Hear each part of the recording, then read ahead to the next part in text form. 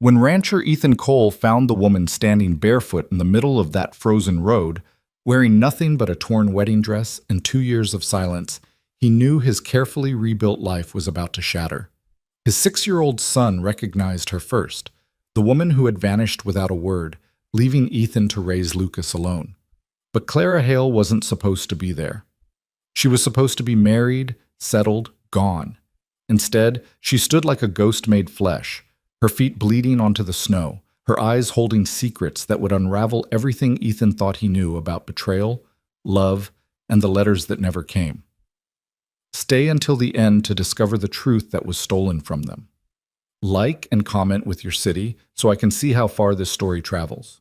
The wind came down from the mountains like a living thing, sharp-toothed and hungry, cutting through Ethan Cole's heavy coat as if the wool were nothing more than cobwebs. He hunched forward on the wagon seat, reins wrapped around his gloved hands, and squinted against the late afternoon glare that turned the snow-covered plain into a field of broken mirrors. Beside him, bundled in a patchwork quilt that had belonged to his grandmother, 6-year-old Lucas pressed close, small enough that the cold still found him despite Ethan's best efforts. "Papa, my feet are cold," Lucas said, his voice muffled by the scarf wound around his face. "I know, buddy. Almost home." Ethan's breath clouded white in the frigid air. Another mile, maybe less. It had been a longer trip to town than he'd planned. The mercantile had been out of the lamp oil he needed, forcing him to try the general store on the far side of the settlement. Then the blacksmith had wanted to discuss the plow blade Ethan had ordered, and old Mrs. Henderson had cornered him outside the post office to talk about the church social. Though Ethan had stopped attending those months ago, tired of the well-meaning widows who kept suggesting he needed a wife, that Lucas needed a mother. Lucas had a mother once.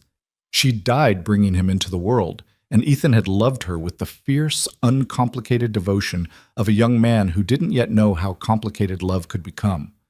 Her name had been Sarah, and she'd been good and kind, and gone before Ethan really understood what he had. After Sarah, there had been Clara. Ethan's jaw tightened. He didn't let himself think about Clara anymore. Thinking about her was like pressing on a bruise that never quite healed.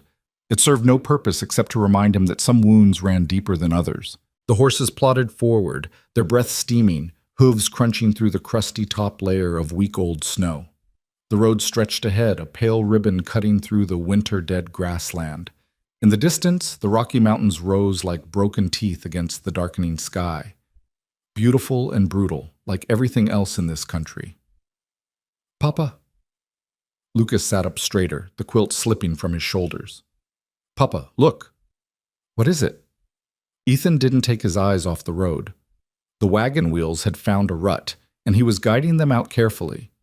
Last thing he needed was a broken axle out here with darkness coming on and the temperature already dropping. "There's somebody." Lucas pointed ahead, his small arm emerging from the quilt. "Right there, in the road." Ethan looked up. For a moment he thought the cold had gotten to him, that his mind was playing tricks the way it sometimes did in the thin air and bitter wind, because what he saw made no sense. A woman stood in the middle of the road, perhaps 50 yards ahead. She wasn't moving, just standing there perfectly still, as if she'd been carved from the same stone as the distant mountains. Even from this distance, Ethan could see she wore no coat, no shoes. Her dress, if you could call it that, was white, or had been once. Now it was torn and stained, hanging from her frame in ragged strips that moved in the wind like wounded birds trying to fly. "Papa?" Lucas's voice carried a tremor that had nothing to do with the cold. Ethan pulled the wagon to a halt, his heart suddenly loud in his ears. The woman didn't move, didn't wave or call out or show any sign she'd noticed them at all. She simply stood there, her dark hair whipping around her face, her arms wrapped around herself in a gesture that was either protection or despair. "Stay here." Ethan set the brake and climbed down from the wagon, his boots hitting the frozen ground with a solid crunch. His hand went instinctively to the rifle he kept beneath the seat, not drawing it, but needing the reassurance that it was there. You didn't survive long in this country without learning caution. He walked toward the woman, each step deliberate, his eyes scanning the surrounding landscape for any sign of trouble. Bandits sometimes used women as bait, though that was more common further south. Out here, the dangers were usually more straightforward. Weather, isolation, the occasional cattle thief. 20 yards away now, 15. The woman's feet were bare against the frozen road, and even from this distance, Ethan could see they were bleeding, leaving small dark spots in the snow. Her skin was deathly pale, lips blue with cold. The dress she wore, he could see it clearly now, was fancy, ceremonial, the kind of dress a woman wore for a wedding, the kind of dress that cost more than Ethan made in 3 months. 10 yards. She raised her head, and Ethan's world stopped. He knew that face. Every line, every curve, every expression it could make. From joy to sorrow to the particular way her brow furrowed when she was thinking hard about something. He knew the exact shade of her eyes, the color of autumn leaves just before they fell. He knew the small scar above her left eyebrow from when she'd fallen from a horse as a child, the slight crookedness of her smile that had always made his chest tight. He knew, because he'd spent 18 months memorizing that face, believing it would be the last face he'd ever want to memorize. Clara. The name left his mouth as barely more than a whisper, stolen by the wind. Clara Hale, who had disappeared from his life 2 years ago without explanation or goodbye, stood before him like something conjured from his worst memories. She was thinner than he remembered, her cheekbones sharp beneath skin that looked almost translucent. Her dark hair, which she'd always worn pinned up in careful arrangements, hung loose and tangled past her shoulders. The wedding dress, because that's what it was, he could see the fine lace detail now despite the tears and stains, hung from her frame as if it had been made for someone else. But it was her eyes that broke him. Those familiar hazel eyes that looked at him with such desperate recognition, such profound exhaustion, that Ethan felt something crack open in his chest that he'd thought he'd sealed shut forever. Ethan. Her voice was rough, barely audible. You came. He didn't know what to say, didn't know what to think. Clara, where have you... She swayed, and Ethan lunged forward, catching her as her knees gave out. She weighed almost nothing, all bones and cold skin, and when he wrapped his arms around her, he could feel her shaking, not just from the cold, but something deeper, something that came from the core of her. I couldn't, she whispered against his chest. I couldn't run anymore. I just kept walking, and then I saw your wagon, and I thought I was dreaming again. Papa! Lucas's voice carried across the distance. Papa, is she hurt? Clara stiffened in Ethan's arms, trying to pull back, trying to look toward the wagon. Lucas, she breathed.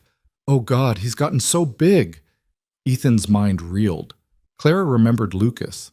Of course she did. She'd known him when he was barely 4 years old, small enough to hide behind Ethan's legs, curious enough to follow Clara around like a duckling whenever she visited the ranch. But that had been 2 years ago, and Lucas was 6 now, and Clara had left. No. Ethan's thoughts stumbled over themselves. Clara hadn't just left, she'd vanished. One day she was there talking about spring planting and laughing at Lucas's attempt to whistle, and the next day her family's house stood empty, her father's store closed, and the rumors had spread through town like wildfire. The Hales went east, sold everything overnight. Debt, people said. Bad investments, gone before the sheriff could ask questions. And Clara had gone with them, without a word, without a letter. Without anything at all to explain why the woman who'd kissed Ethan beside the creek just 3 days before, who'd talked about forever like it was something they could actually have, would disappear as if he'd meant nothing. Ethan had told himself he'd gotten his answer in that silence. People didn't vanish from the lives of those they loved. They stayed, or they explained, or at the very least they said goodbye. But now Clara was here, in his arms, wearing a wedding dress that wasn't meant for him, her feet bleeding and her body shaking, and nothing made sense. Can you walk? He asked, hating how rough his voice sounded. She nodded, but when he tried to release her, her legs wouldn't hold.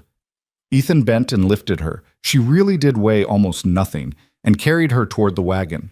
Behind them, her footprints in the snow told a story he wasn't ready to read yet, a trail of blood and desperation that stretched back toward the mountains and whatever she'd been running from. Lucas had climbed into the back of the wagon, making space among the supplies. His eyes were huge in his small face, fixed on Clara with an expression Ethan couldn't quite name. Recognition, maybe, or memory.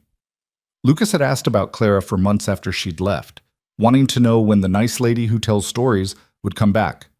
Eventually, he'd stopped asking. "It's okay, son," Ethan said, though he had no idea if it was. "We're taking her home." He settled Clara into the wagon bed, wrapping her in the quilt Lucas had been using and every other blanket he could find. Her feet were worse than he'd thought, cut and bruised, some of the wounds still bleeding sluggishly. How far had she walked? How long had she been out here? "Clara," he kept his voice gentle, the way he would with a spooked horse. "Clara, we need to get you warm. I'm taking you to the ranch. Do you understand?" She nodded, her eyes drifting closed. For a horrible moment, Ethan thought she'd lost consciousness, but then she spoke, so quietly he had to lean close to hear. "I knew you'd come," she whispered. "I knew if I could just hold on long enough, you'd come." Ethan's throat tightened. He wanted to tell her he hadn't come, that he'd just been driving home from town, that this was coincidence or fate or blind luck. He wanted to ask her where she'd been, why she'd left, whose wedding dress she was wearing. He wanted to demand explanations for 2 years of silence. Instead, he said, "I've got you now. You're safe." It might have been a lie. He didn't know what she was running from, didn't know what finding her like this meant, but it was the only thing he could think to say that might bring some peace to the terror he saw lurking behind her exhaustion. Lucas touched Clara's hand, his small fingers barely brushing her knuckles. "You're the story lady," he said softly. "I remember you." Clara's eyes opened, focusing on the boy with an intensity that made Ethan's chest ache. "Lucas," she said, "you remember. You told me about the bear and the rabbit, and the star that fell in love with the river." "I did." A tear slid down Clara's cheek, cutting a clean line through the dust on her face. "You have a good memory." "Papa says I get that from Mama." Lucas glanced at Ethan, uncertain. "She died when I was born, but Papa says she was real smart." "She was," Clara agreed. "And so are you." Ethan climbed back onto the wagon seat, his hands shaking as he gathered the reins. The simple exchange between Clara and Lucas had undone something in him, some careful wall he'd built. He'd forgotten how natural she'd been with his son, how Lucas had bloomed under her attention in a way he never quite did with anyone else. He'd forgotten a lot of things, made himself forget, more like. The horses started forward, and Ethan guided them carefully, avoiding the worst of the ruts. Every jolt made him wince, knowing Clara was being rattled around in the back. But there was no help for it. They needed to get home, needed to get her warm, and tended to before the cold did any more damage. The sun was setting now, painting the snow in shades of pink and gold that would have been beautiful if Ethan had been in any state to notice. Instead, he kept glancing back at the wagon bed where Lucas sat beside Clara, chattering quietly about the ranch and his pony and the kittens that had been born in the barn last month. Clara listened, or appeared to, though her eyes kept drifting shut. Each time they did, Ethan's heart would clench, and he'd have to force himself to keep the horses at a steady pace instead of whipping them into a run. "She's alive," he told himself. "Whatever else is true, she's alive, and you're getting her home." The ranch buildings came into view as full darkness fell. The main house, the barn, the small bunkhouse where his foreman stayed. Ethan could see smoke rising from the bunkhouse chimney. James would be there, probably reading or cleaning his rifle. James McKenna, who'd worked for Ethan for 5 years, who was reliable and steady and had never given Ethan a moment's trouble. James, who'd been there through all of it, through Sarah's death, through Ethan's slow recovery, through the 18 months when Clara had been a fixture at the ranch, through her disappearance and Ethan's silent grief. Ethan guided the wagon directly to the house, not wanting to waste time unhitching at the barn. He set the brake and jumped down, moving to the back where Clara lay wrapped in blankets, her breathing shallow. "Lucas, run ahead and get the fire built up. Put water on to heat." "Yes, Papa." The boy scrambled down and ran toward the house, his small legs pumping. Ethan gathered Clara carefully, blankets and all, and carried her toward the porch. She stirred in his arms, her head rolling against his shoulder. "Where?" "Home," he said, then corrected himself. "My home. The ranch." "I remember." Her hand emerged from the blankets, touching his face with fingers so cold they felt like ice. "Ethan, I need to tell you. Later. Right now, we need to get you warm." He kicked the front door open, Lucas had left it ajar, and carried Clara into the main room. The house was exactly as he'd left it that morning. Clean but spare, functional rather than comfortable. A bachelor's house, people called it, though Ethan had never much cared what people called it. Lucas had gotten the fire going, feeding it kindling with the focused intensity he brought to tasks he deemed important. The flames were already catching, casting dancing shadows across the room. "Good job, son. Now get those quilts from the chest in my room." Ethan laid Clara on the sofa, the same sofa where she used to sit and read to Lucas, where she'd fallen asleep one Sunday afternoon with sunshine on her face, and Ethan had stood watching her, thinking about rings and vows and forever. He pushed the memory away and focused on the practical necessities. Her feet needed attention first. He knelt beside the sofa and carefully unwrapped the blankets, exposing her damaged feet to the firelight. They were worse than he'd thought, cut, bruised, swollen. Some of the wounds looked days old, others fresh. She'd been walking for a long time. "I need warm water and clean cloths," he called to Lucas, who appeared with an armload of quilts, "and the medicine kit from the kitchen." While Lucas ran to obey, Ethan looked up at Clara's face. Her eyes were open, watching him with an expression he couldn't quite read. "You're going to think I'm crazy," she said. "Try me." "I ran away from my own wedding." Ethan sat back on his heels. Of all the explanations he'd been constructing in his mind, kidnapping, coercion, amnesia, he hadn't considered that one. "Whose wedding?" The question came out harder than he'd intended. "Mine. To Marcus Thornton. Do you know him?" Ethan's jaw clenched. He knew of Marcus Thornton. Everyone did. The Thorntons owned half of Colorado, or close enough, mines, railroads, land. They were the kind of wealthy that ordinary people couldn't quite comprehend, the kind that turned men into property and women into assets. "I know of him. My father owed them money, a lot of money, bad investments, worse decisions." Clara's voice was flat, reciting facts. "Marcus offered to forgive the debt if I married him. My father agreed. I wasn't given a choice." Lucas returned with the water and cloths, moving carefully to avoid spilling. Ethan took them with a nod of thanks, then gently lifted one of Clara's feet and began cleaning the wounds. She flinched but didn't pull away. "When was the wedding?" he asked, keeping his voice neutral. "Today. This afternoon." She laughed, a brittle sound with no humor in it. "I made it through the ceremony, stood there in that dress, and said the words they told me to say. But when we got to the house, when Marcus said it was time to..." She stopped, swallowing hard. "I couldn't. I climbed out a window and ran." Ethan's hand stilled on her foot. "You climbed out a window in a wedding dress?" "Second floor. There was a trellis." She gestured vaguely at the tears in her dress. "I tore it on the rose bushes, ruined it completely. It cost more than my father made in a year." "Clara..." Ethan didn't know what to say. The image of her climbing out a window, tearing her expensive dress, running in bare feet from a man she'd just married, it was both terrifying and somehow exactly what he would expect from the Clara he remembered. The Clara who'd once jumped into a freezing creek to save a drowning puppy. The Clara who'd stood up to a group of drunk cowboys harassing a Chinese family in town, armed with nothing but her sharp tongue and complete fearlessness. "They'll be looking for me," she continued, "the Thorntons. They don't let things go. Especially not humiliation." "How far did you run?" "I don't know, miles. I followed the road and then I cut across country when I saw riders. I thought they were from the Thornton ranch." She closed her eyes. "I kept thinking I'd find somewhere to hide, some town or farm or something, but everything was so empty, just snow and wind and nothing." Ethan finished cleaning her feet and wrapped them carefully in clean bandages. They'd need more tending later. Some of those cuts might need stitches, but this would do for now. "Papa?" Lucas stood nearby, holding a cup of water. "Should I give this to her?" "Yes." "Thank you." Ethan took the cup and helped Clara sit up enough to drink. She sipped slowly, as if she'd forgotten how.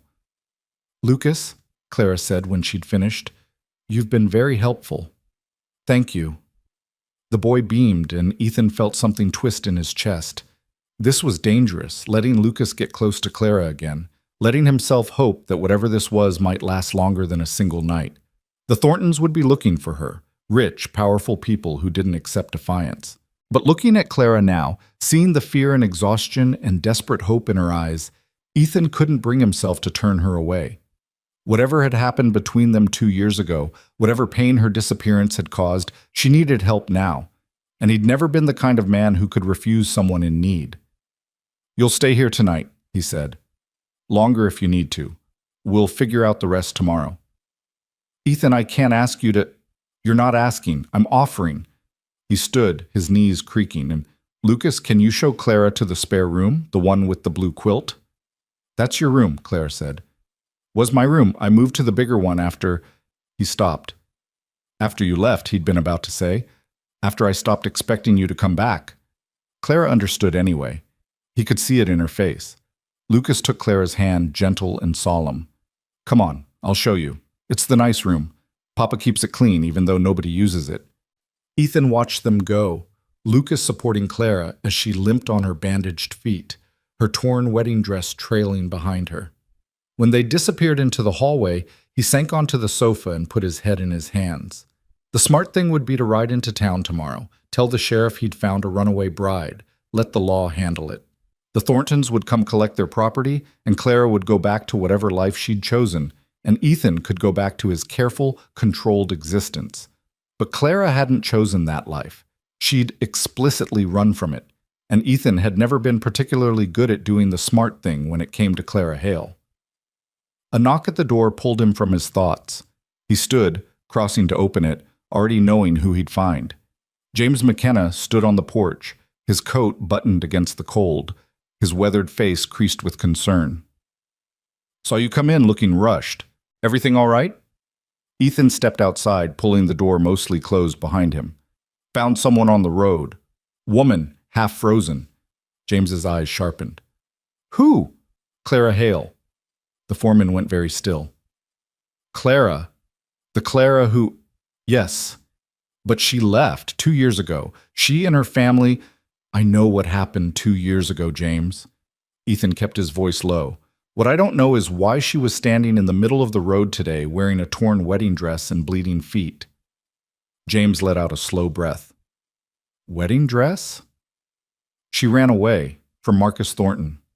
"Jesus." James ran a hand through his gray-streaked hair.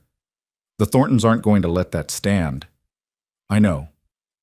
They'll come here. They'll figure out she came this direction, and this is the first ranch on this road." "I know that too." James studied him in the darkness, his expression unreadable. "You're going to keep her anyway." It wasn't a question. "She needs help." "She needed help 2 years ago, and she didn't come to you then." The words hit harder than Ethan expected. He'd thought the same thing 100 times in the past hour, but hearing someone else say it made it real in a way his own thoughts hadn't. "Maybe she couldn't," he said quietly, "or maybe she didn't want to."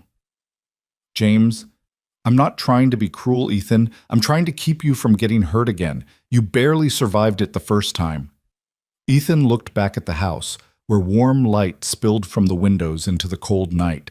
Somewhere inside, Clara was probably sleeping, exhausted beyond measure, and Lucas was probably watching over her, the way he watched over the injured animals they sometimes found on the ranch. She said her father forced her into it, to pay his debts. James was quiet for a long moment. "You believe her?" "I don't know, but I'm going to find out." "And if the Thorntons come?" "Then I'll deal with them. They have money, power, lawyers. And I have my land, my son, and a clear conscience." Ethan met his foreman's eyes. "I'm not giving her up without a fight, James. Not this time." James sighed. "You're a stubborn man, Ethan Cole." "So I've been told." "All right. I'll keep watch tonight. Anyone comes up that road, you'll know about it." "You don't have to—" Yes, I do. Because you're going to do this fool thing whether I help or not, and I'd rather be there to back you up when it all goes to hell." James turned to go, then paused. "For what it's worth, I hope she's telling the truth." I hope she has good reasons for everything, because if she doesn't, this is going to break your heart all over again. Ethan watched his foreman walk back toward the bunkhouse, his silhouette dark against the snow. Then he went back inside, locked the door, and checked on Clara one more time. She was asleep in the spare room, Lucas curled up in the chair beside the bed, despite Ethan's earlier instructions to get ready for his own bed. The boy's eyes were closed, his breathing even. Ethan gathered him carefully, carrying him to his own room without waking him. When Lucas was settled, Ethan returned to the spare room. Clara hadn't moved. In sleep, with her face relaxed and the firelight soft on her features, she looked almost like the woman he remembered, almost like the Clara who used to laugh at his terrible jokes and challenge him to shooting contests she always won and kiss him like the world might end tomorrow, so they'd better make today count. But she also looked like a stranger, thinner, harder, marked by experiences he knew nothing about.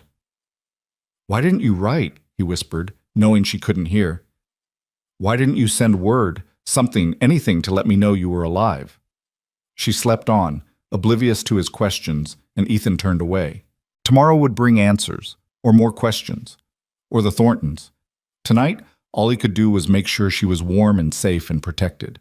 It was more than he'd been able to do 2 years ago. It would have to be enough. Morning came cold and clear, the kind of winter dawn that made the whole world look fragile, like blown glass that might shatter if you breathed too hard. Ethan woke in his chair by the kitchen stove, his neck stiff and his back aching from the awkward position. He'd meant to sleep in his own bed, but every time he'd tried to settle, he'd found himself listening for sounds from the spare room, wondering if Clara was still there or if he'd imagined the whole thing.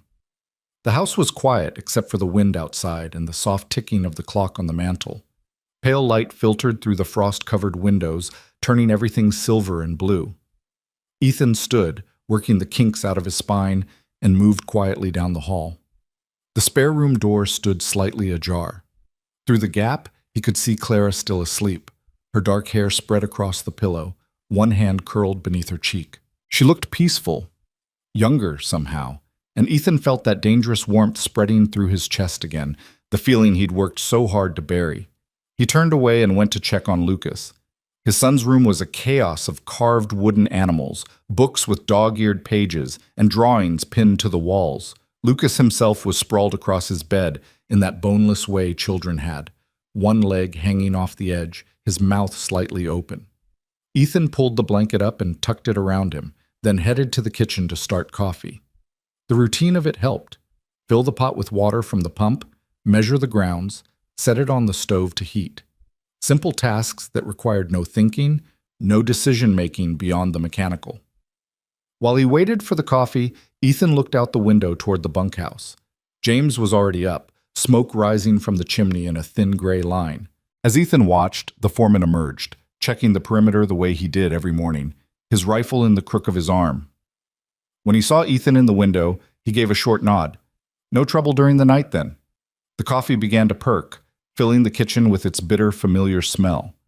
Ethan was pouring his first cup when he heard the soft scuff of footsteps in the hallway. He turned to find Clara in the doorway, wrapped in the quilt from the bed, her bandaged feet pale against the wooden floor. "You shouldn't be walking on those," he said.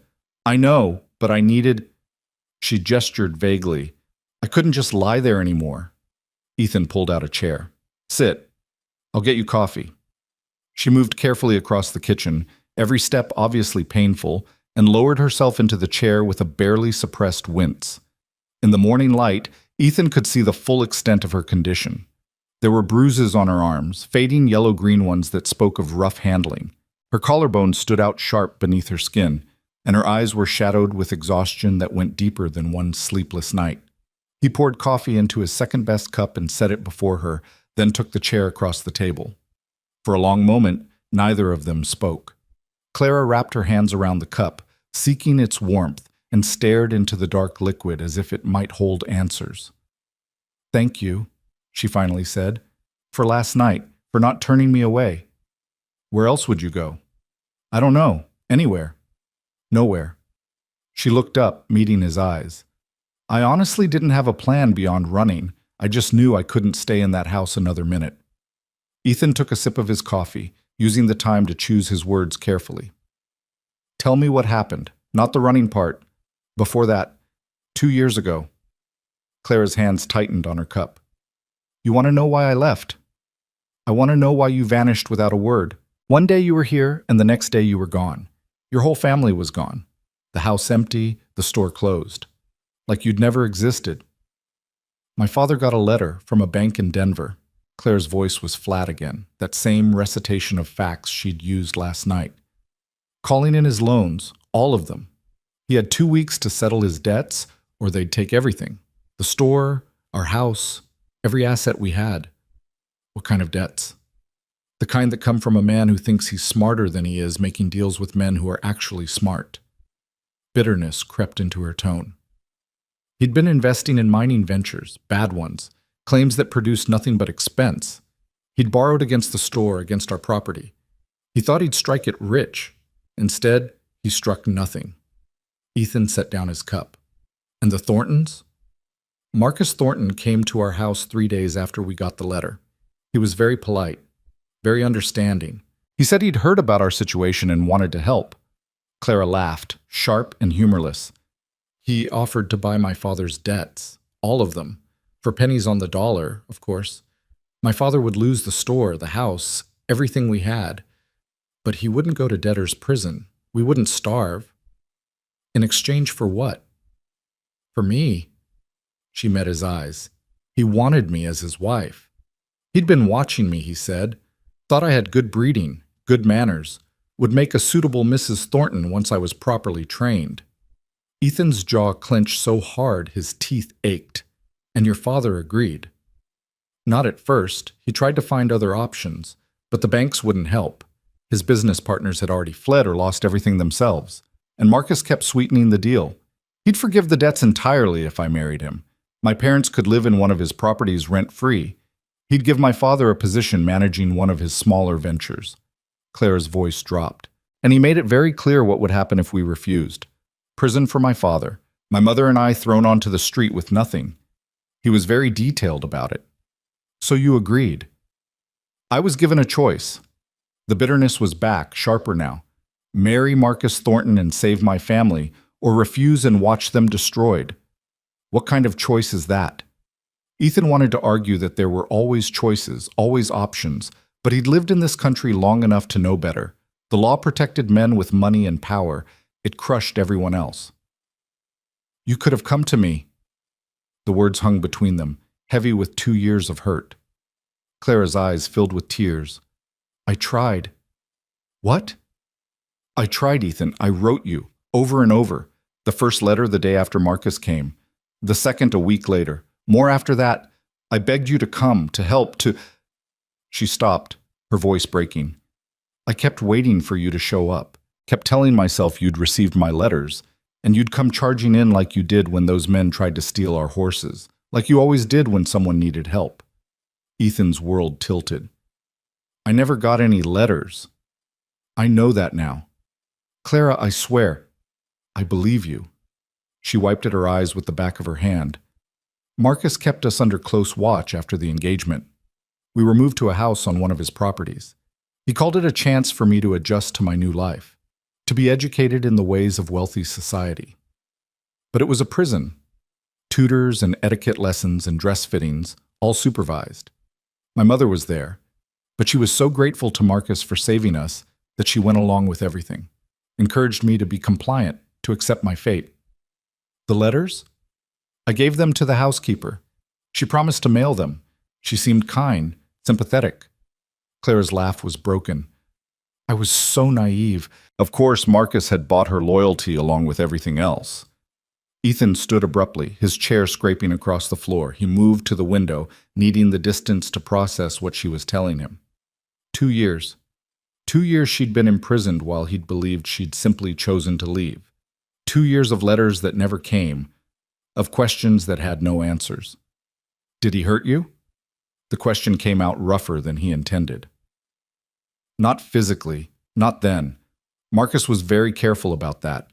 He wanted a wife who looked perfect, who would smile at his business associates and host his parties and never cause him embarrassment.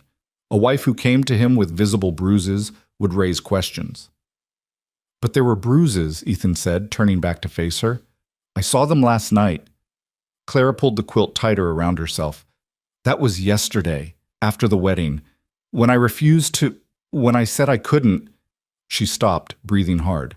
Marcus told me I was being hysterical, that all brides were nervous. He grabbed my arms, tried to force me toward the bedroom. I fought him. That's when I knew I had to run. The coffee cup shattered in Ethan's hand. He looked down, surprised to find he'd been gripping it hard enough to break. Blood welled from a cut on his palm, dark red against his skin. Ethan. Clara started to rise. I'm fine. He wrapped his hand in a dish towel, applying pressure. Just careless. But it wasn't carelessness. It was rage, pure and simple, at the image of Marcus Thornton putting his hands on Clara, at 2 years stolen, at letters that never came. He wanted to saddle his horse and ride to the Thornton ranch, and put his fist through Marcus Thornton's face until the man understood exactly what he'd taken. Papa? Lucas stood in the kitchen doorway, rubbing sleep from his eyes. I heard something break. Just a cup, buddy. I dropped it. Lucas's gaze went from Ethan to Clara and back again, his 6-year-old mind clearly working to understand the tension in the room. Miss Clara, are you feeling better? Clara's expression softened immediately. Much better, Lucas. Thank you for being so helpful last night.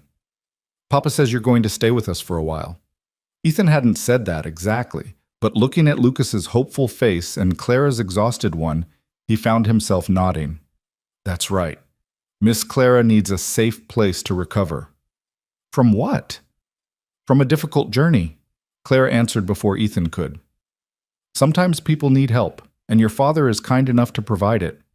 Lucas accepted this with the easy trust of childhood. Are you hungry? Papa makes good pancakes. Not as good as Mrs. Henderson's, but pretty good. Despite everything, Clara smiled. I would love some pancakes.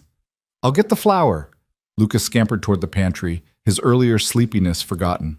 Ethan caught Clara's eye. We're not done talking. I know, but talking would have to wait. Lucas was already pulling ingredients from the pantry with enthusiastic abandon, and the morning routine was calling. Ethan set about making pancakes while Lucas chattered at Clara, telling her about his pony and the barn cats and the coyote he'd seen last week that had the prettiest coat he'd ever seen. Clara listened, really listened, the way she always had with Lucas. She asked questions and made appropriate sounds of amazement and horror at all the right moments, and slowly the tension in the kitchen eased into something almost normal. Almost. They were halfway through breakfast when James knocked at the door. Ethan let him in, noting the tight set of the foreman's shoulders. Morning, James. Coffee? No time. James glanced at Clara, then back to Ethan. Got riders coming up the valley. 4 men. They're still a ways out, but they're coming here. Ethan's hand went instinctively to where his gun belt would hang if he were wearing it. The Thorntons?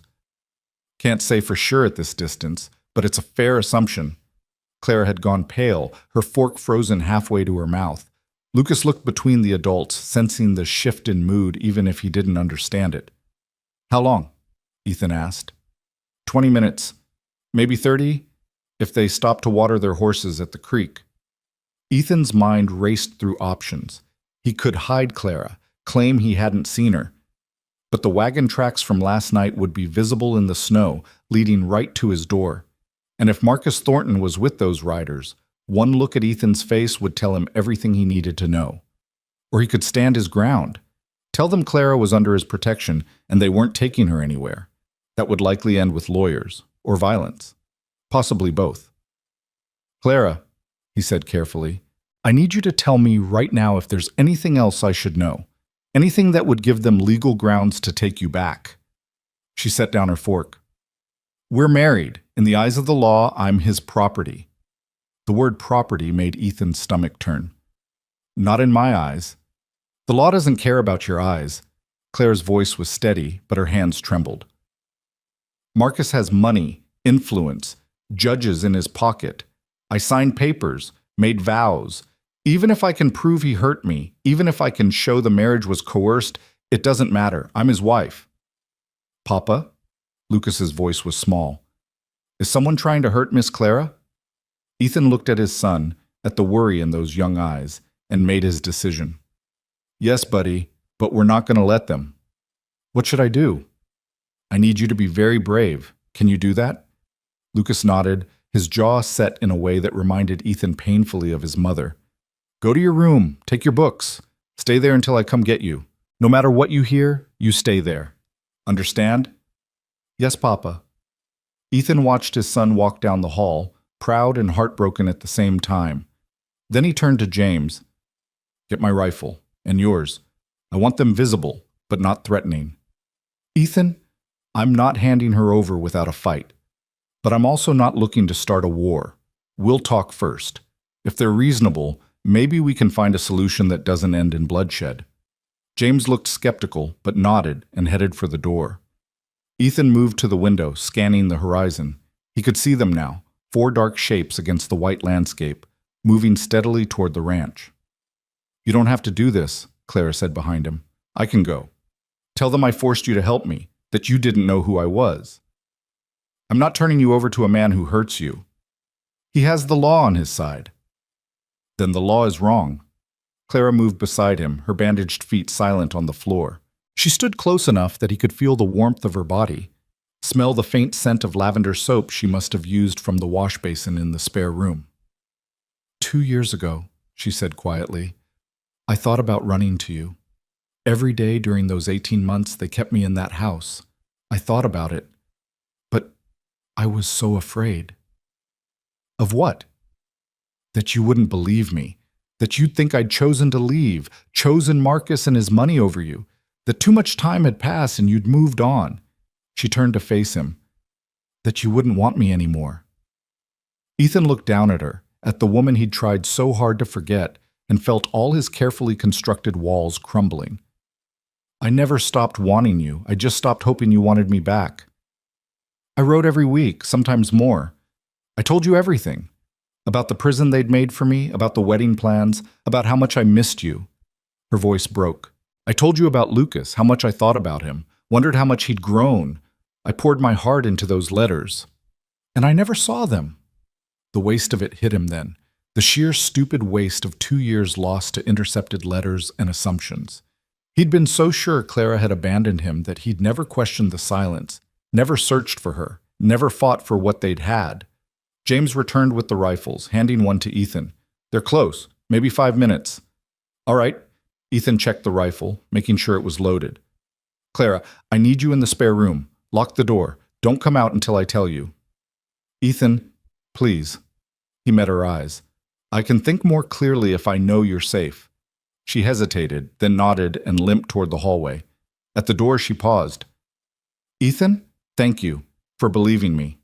Then she was gone, and Ethan heard the click of the bedroom door lock. He positioned himself near the window where he could see the approaching riders clearly. James took up position by the door, rifle held casually but ready. The riders came on, their horses' breath steaming in the cold air. As they drew closer, Ethan could make out details. 3 of them wore the kind of clothes working men wore, practical coats and worn hats. But the 4th man was dressed differently, in a fine wool coat and a hat that probably cost more than Ethan's horse. Marcus Thornton. Had to be. The riders pulled up in front of the house, their horses stamping and snorting. The well-dressed man dismounted smoothly, and Ethan got his first clear look at Clara's husband. Marcus Thornton was younger than Ethan had expected, maybe 35, with dark hair slicked back and a neat mustache. He was handsome in the way wealthy men often were, well-fed, well-groomed, carrying himself with the confidence that came from never having heard the word no. Ethan stepped out onto the porch, rifle held loosely in his hands. The message was clear. I'm armed, but I'm not pointing it at you. Yet. Mr. Thornton, I presume. Marcus's eyes flicked to the rifle, then to Ethan's face. And you are? Ethan Cole. This is my land. Mr. Cole. Marcus's voice was smooth, educated. I apologize for the early intrusion. I'm looking for my wife. I have reason to believe she may have come this way. Why would you think that? Because she's been gone since yesterday afternoon, and this is the first occupied property along this road. Marcus gestured to the men with him. These are my associates. We've been searching all night. My wife is not well. She suffers from nervous episodes. I'm very concerned for her safety." The lie was delivered so smoothly that Ethan might have believed it if Clara hadn't told him the truth just an hour ago. Marcus made her sound fragile, unbalanced, someone who needed to be protected from herself. "I see," Ethan said. "That must be worrying." "Indeed. So if you've seen her, I would be most grateful. She's about this tall." Marcus held up his hand. Dark hair, hazel eyes. "She may be confused, disoriented." "She might also be barefoot," one of the other men added. Tracks we followed showed bare feet in the snow. Ethan kept his expression neutral. A woman with no shoes in this weather would be in trouble. Precisely. Marcus took a step closer to the porch, which is why I need to find her quickly, before the cold does any permanent damage. James shifted his weight, a subtle warning. Ethan could feel the tension coiling tighter. "Mr. Thornton, I'm curious about something." "Yes?" "If your wife is having nervous episodes, why did she run from you? Wouldn't she seek comfort from her husband?" Marcus's smile didn't waver, but something cold flickered in his eyes. "As I said, she's not well. Her behavior doesn't always follow logic. Or maybe," Ethan said carefully, "she had a good reason to run." The smile vanished. "Mr. Cole, I don't appreciate what you're implying."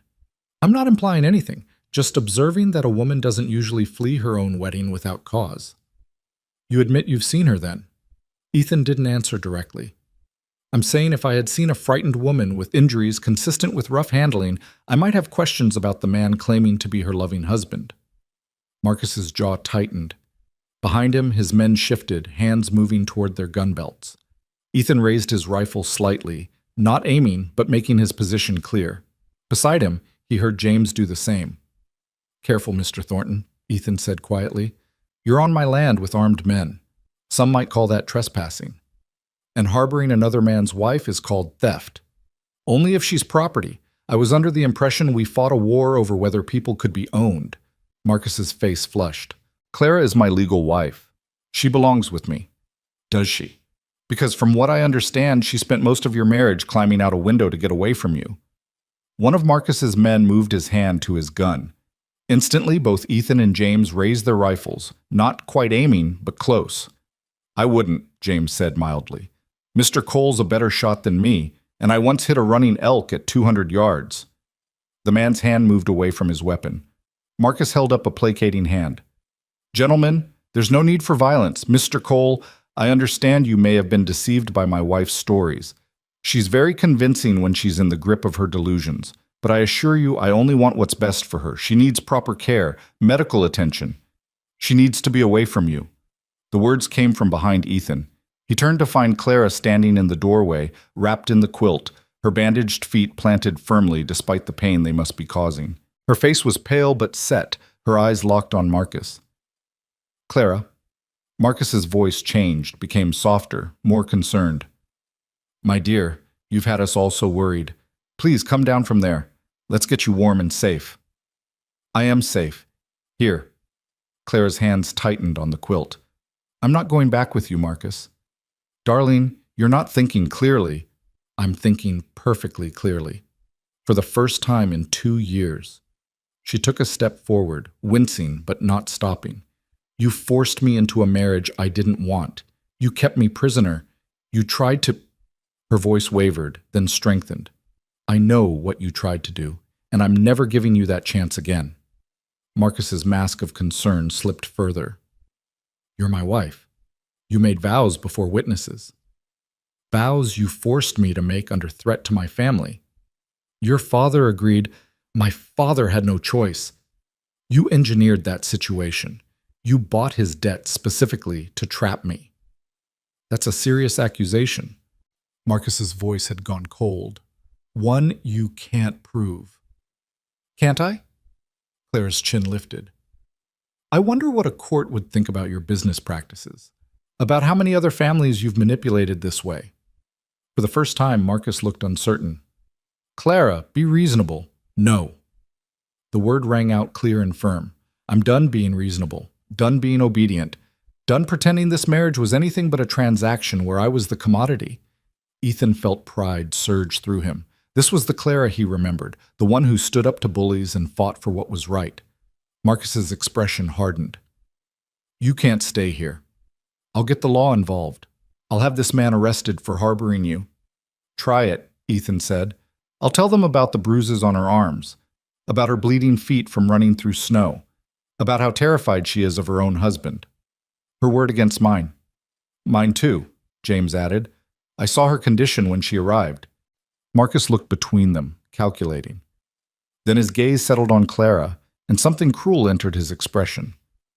I could make things very difficult for your family, Clara. Your father's position, your mother's housing, all of that depends on my goodwill. Clara flinched, but held her ground. Then do it. I won't trade my freedom for their comfort anymore. They'll hate you for it. Maybe. But at least I'll hate myself a little less. The words hung in the cold morning air.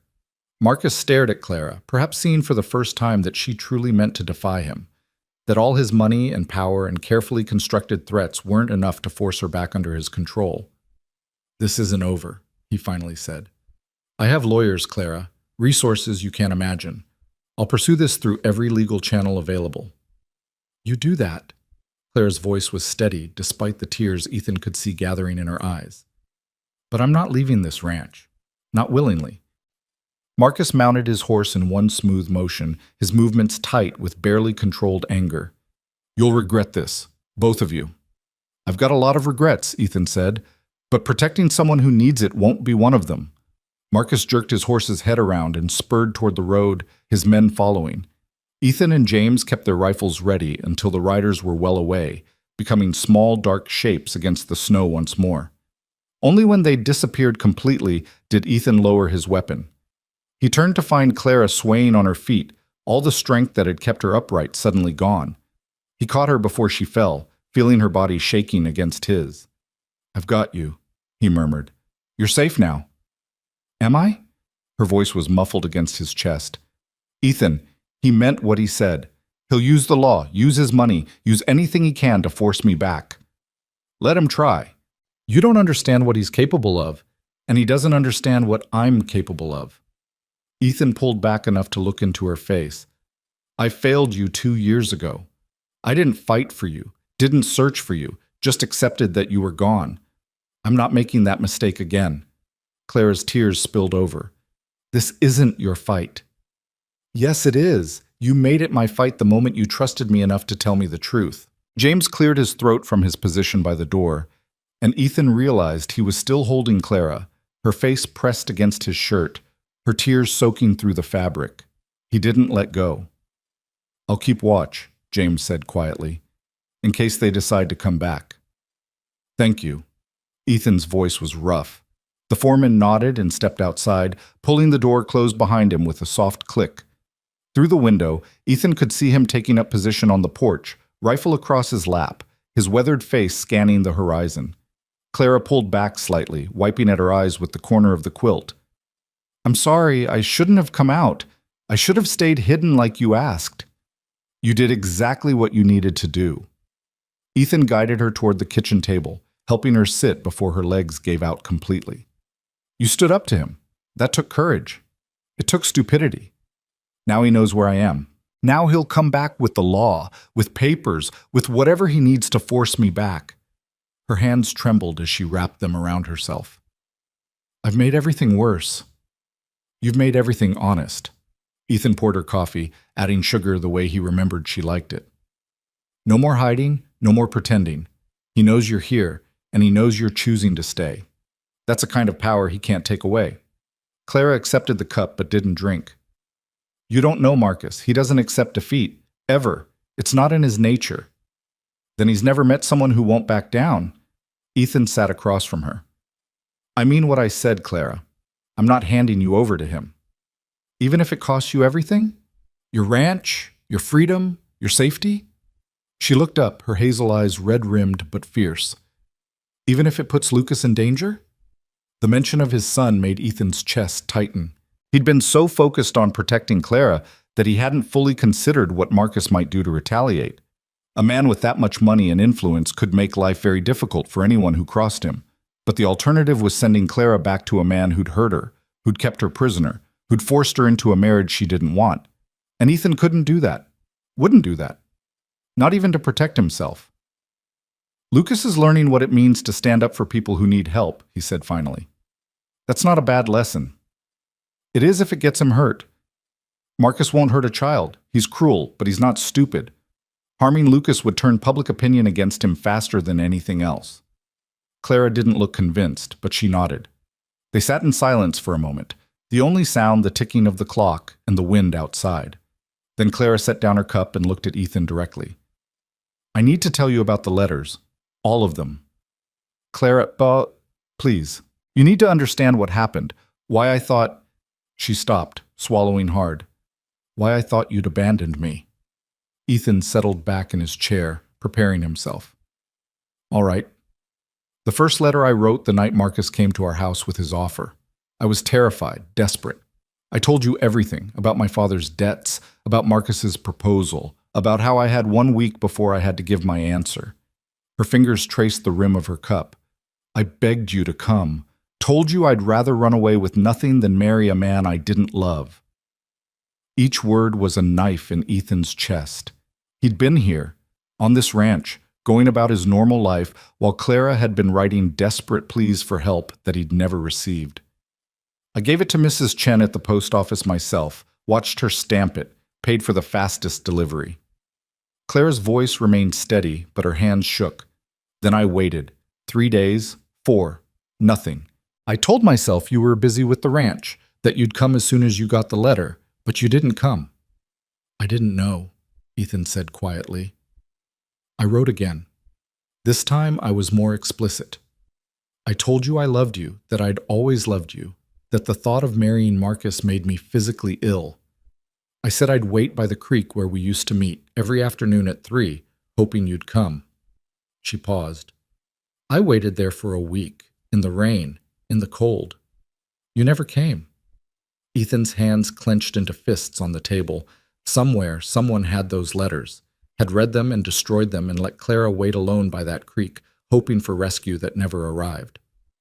After that, we were moved to Marcus's property. He said it was to prepare me for married life, but I knew it was to isolate me, to make sure I couldn't run. Clara's voice dropped. There was a housekeeper there, Mrs. Patterson. She seemed kind, sympathetic. She'd slip me extra food at dinner, ask if I needed anything. I thought she was an ally. She wasn't. No, but I didn't realize that until much later. Clara wrapped the quilt tighter. I kept writing. Every week, sometimes twice a week. I'd give the letters to Mrs. Patterson, and she'd promise to mail them. She'd even bring me fake replies sometimes. Short notes she'd forged in your handwriting saying you were busy, or that you needed time to think, or that you weren't sure we were right for each other. The cruelty of it stole Ethan's breath. To not only intercept Clara's letters, but to actively deceive her, to make her believe he was receiving them and choosing not to help. It was systematic, calculated torture. How did you know they were fake? I didn't. Not at first.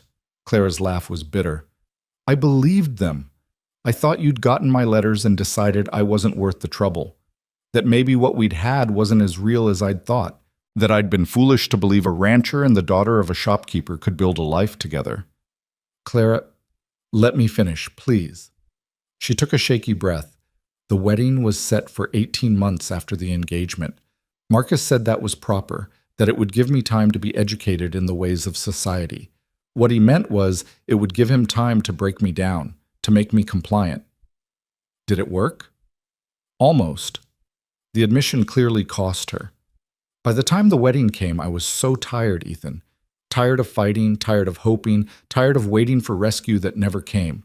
Part of me thought maybe everyone was right, that I should just accept my fate, marry Marcus, try to make the best of it. At least my family would be safe. Ethan reached across the table and took her hand. Her fingers were ice cold despite the warm kitchen. But you didn't accept it. No, because 3 days before the wedding, I found the letters. Ethan went still. What? Mrs. Patterson got careless, or maybe she was getting older and forgot. I don't know, but I went into her room looking for a sewing kit and I found a box under her bed. Clara's eyes were distant, seeing something Ethan couldn't. It was full of letters, all my letters to you, dozens of them. Every single one I'd given her to mail, unopened, unread, never sent. Sweet Jesus, Ethan breathed. The fake replies were there too. She'd practiced your handwriting on scraps of paper, getting it right before she wrote the actual letters. She'd even stolen one of your real letters to me from before, using it as a template. Clara's voice hardened. I confronted her, asked her why. She said Marcus had paid her, generously, that it was just business, nothing personal. Nothing personal. Ethan's rage was a living thing in his chest.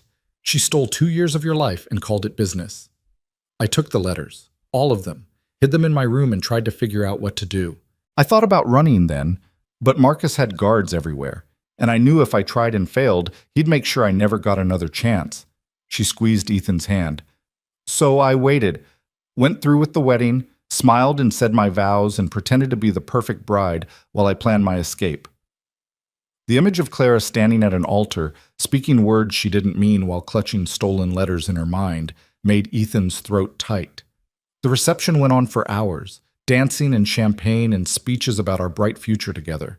Marcus kept his hand on my waist the entire time, possessive, marking his territory.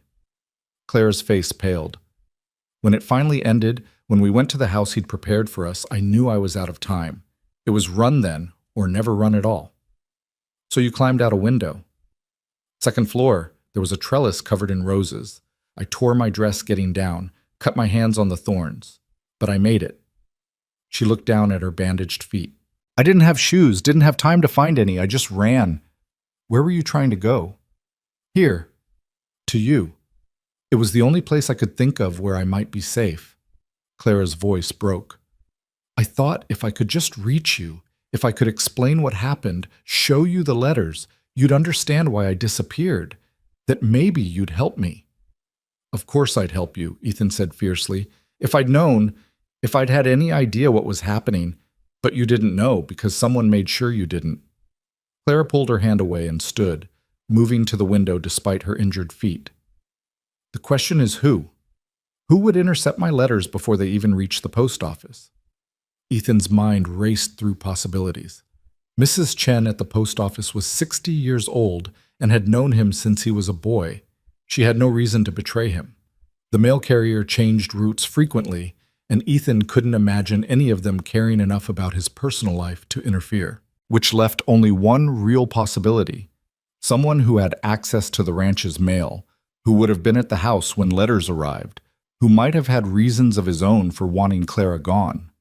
James, Ethan said slowly. Clara turned from the window. Your foreman? He handles the mail when I'm not here, takes it into town, picks it up. Ethan's stomach churned.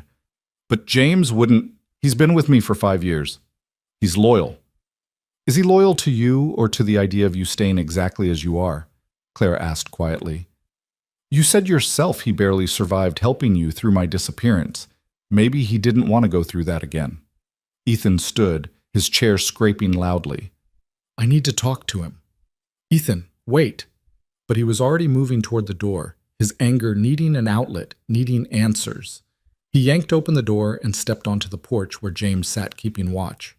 The older man looked up, his expression questioning. Everything all right?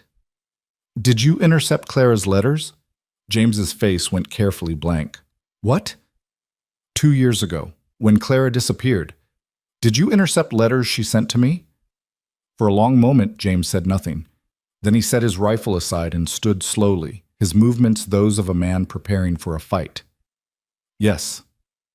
The admission hit Ethan like a physical blow. He'd expected denials, explanations, anything but this casual confirmation of betrayal. Why?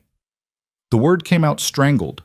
James looked past him, toward where Clara stood in the doorway.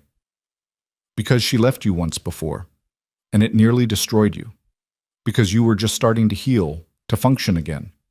Because I couldn't watch you go through that again. That wasn't your decision to make. Wasn't it? You were in no state to make decisions. You barely ate, barely slept. Lucas was terrified because his father had become a ghost. James's voice rose.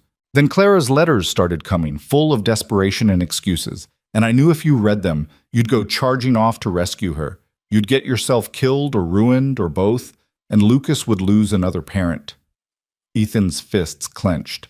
Those letters were mine. Clara was mine to save or not save. She wasn't yours anymore.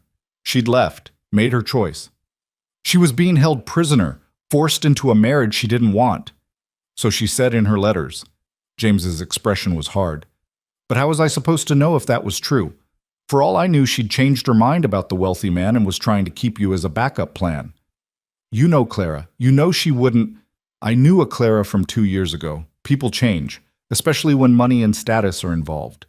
James picked up his rifle again, not threatening but not backing down either. I made a choice to protect you and Lucas. If that makes me a traitor in your eyes, so be it. But I'd make the same choice again. Ethan stared at the man he'd trusted with his land, his livestock, his son. The man who'd been his friend and advisor and steady presence through every crisis, and felt that trust crumbling into dust. Get off my land. James went very still. Ethan, you're fired. I want you gone by sunset. You don't mean that. I've never meant anything more in my life. Ethan's voice was cold, controlled. You destroyed 2 years of our lives because you thought you knew better than we did. You played judge and jury with information that wasn't yours. You lied to me every day for 2 years by omission. I protected you. You controlled me. There's a difference. Ethan stepped closer. I trusted you, James, with everything, and you used that trust to manipulate me. James's jaw worked. And what about her? You're going to trust her again just like that? After she married another man? She was forced. Was she? Or is that just what she's telling you now, that her rich husband turned out to be less appealing than she thought? Ethan's fist connected with James's jaw before he'd fully decided to throw the punch. The older man staggered back, catching himself on the porch railing. Blood trickled from his split lip. Don't, Ethan said quietly, dangerously. Don't you dare question her integrity when you've spent 2 years proving you have none. James wiped the blood from his mouth, his eyes hard. You're making a mistake. Not the first time. Won't be the last. But at least this time it's my mistake to make, not one you've chosen for me. For a moment, Ethan thought James might fight back. The older man's hands clenched, his body tensed. Then he exhaled slowly and straightened. Fine. I'll be gone by sunset. He started down the porch steps, then paused. For what it's worth, I really did think I was doing the right thing. That's the problem with people who think they know best, Ethan said. They never stop to ask if they might be wrong. James walked toward the bunkhouse, his shoulders stiff. Ethan watched him go, his hand aching from the punch, his chest aching from something deeper. Ethan, Clara's voice was soft behind him. I'm sorry. He turned to find her in the doorway, wrapped in her quilt, her face pale. You have nothing to be sorry for. I cost you your foreman, your friend. He cost himself that when he decided to play fate. Ethan moved past her into the house, suddenly exhausted. How many letters were there? 47. I counted. 47 letters over 2 years, nearly one every other week, all destroyed or hidden because James McKenna had decided he knew what was best. I want to read them, Ethan said. Clara's eyes widened. They're gone. I had to leave them behind when I ran. They're probably in Marcus's hands now. The thought of Marcus Thornton reading Clara's private pleas for help made Ethan's stomach turn. But there was nothing to be done about it now. Tell me what they said. As much as you remember. Clara moved to the sofa and sat carefully. The first ones were desperate, begging you to come, to help, to save me from the marriage. I told you about my father's debts, about Marcus's proposal, about how trapped I felt. Ethan sat beside her, close, but not touching. What else? I told you about my days, the tutors Marcus hired, the etiquette lessons, the endless fittings for dresses I didn't want. I told you about my mother, how she'd changed, how she kept telling me to be grateful, to accept my fate. Clara's voice softened. I told you about my memories of us. The time we went swimming in the creek and you fell off the rock. The Sunday you taught Lucas to skip stones. The night we sat on your porch watching the stars, and you told me about Sarah, about how much you'd loved her, and how scared you were to love again. Ethan remembered that night, remembered the way Clara had listened without judgment, without jealousy, just with understanding. Remembered how she'd taken his hand and said, Love isn't something to be scared of, even when it hurts. I told you I understood if you couldn't help me, Clara continued, if the timing was wrong or the risk too great. But I asked you to at least write back, to let me know you'd received my letters, that you knew what was happening. She looked at him.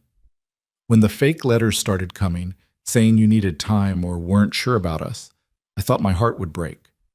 But at least I thought you knew. At least I thought you'd made a choice, even if it was to choose yourself over me. I never made that choice. I never got the chance. I know that now. But for 2 years, I thought you had.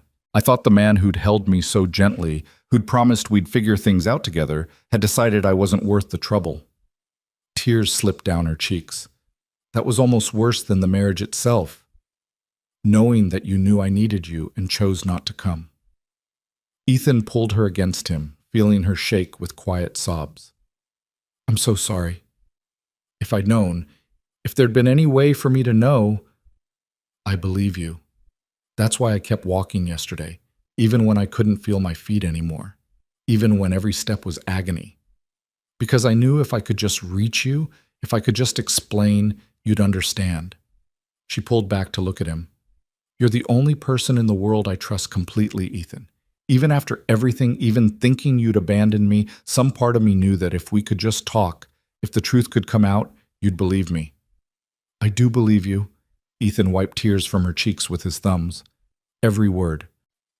They sat in silence for a while, the weight of 2 lost years pressing down on them. Outside, Ethan could see James loading his belongings onto his horse, his movements efficient and emotionless. Soon the foreman would ride away, and Ethan would be alone with Clara and Lucas, facing whatever Marcus Thornton decided to throw at them. What happens now? Clara asked quietly. Now we figure out how to protect you. Legally, if possible. Other ways, if necessary. Marcus has lawyers, Ethan. The best money can buy. They'll argue I'm his legal wife, that I belong with him, that any choice I make is invalid because of my supposed nervous condition. Then we'll find better lawyers. With what money? I don't have anything. You're a rancher, not a railroad baron. Clara's voice was bleak. This is a fight we can't win. Maybe not in court. Ethan stood and moved to his desk in the corner, pulling out a piece of paper and a pen. But there are other ways to fight. What are you doing? Writing to everyone I know, other ranchers, business owners, the newspaper editor in Denver. I'm going to tell them what Marcus Thornton did, how he forced you into marriage, how he kept you prisoner, how he hurt you when you refused him. Ethan looked up. Rich men like Marcus depend on their reputations. They can buy a lot of things, but they can't buy back respect once it's gone. Clara's eyes widened. He'll sue you for slander. Let him try. I've got your testimony, your injuries, your escape. That's not slander, that's truth. Ethan began writing, his hand moving quickly across the page. And I'm betting other women will come forward once they know it's safe. Men like Marcus don't usually stop at one victim. You're risking everything for me. I'm risking everything for what's right. He glanced at her. There's a difference. Clara stood and moved beside him, reading over his shoulder. You write well for a rancher. My mother was a teacher. She made sure I knew my letters before she'd let me near the horses. The memory brought a sad smile. She'd be proud of this, I think. Using words as weapons. She'd be proud of you for standing up for someone who needed help. She'd be furious I let 2 years go by without knowing you needed it. That wasn't your fault, wasn't it? I should have searched for you, should have questioned why you'd vanish without a word, should have known something was wrong. Ethan set down the pen, but I was hurt and angry, and it was easier to believe you'd chosen to leave than to believe something had happened to you. Clara put her hand on his shoulder. We both made assumptions. Both believed the worst instead of fighting for the truth. James made sure we'd believe the worst. Yes, but we let him. We let hurt and pride keep us from asking the right questions. She squeezed his shoulder gently. We can't change the past, Ethan. We can only decide what to do with what's left. He covered her hand with his. I want you to stay, here, at the ranch, for as long as you need or want. Marcus will make that difficult. Let him try. He'll come with the law next time, with papers and judges and threats, and I'll face them. We'll face them together. Ethan turned to look up at her. I failed you once, Clara. I won't do it again. She bent and kissed his forehead, gentle and brief. You didn't fail me. Life failed us both. But maybe we get a second chance now. Before Ethan could respond, Lucas appeared in the doorway, his young face serious. Papa? Mr. James is leaving. He said to tell you goodbye. Ethan felt the words like stones in his chest.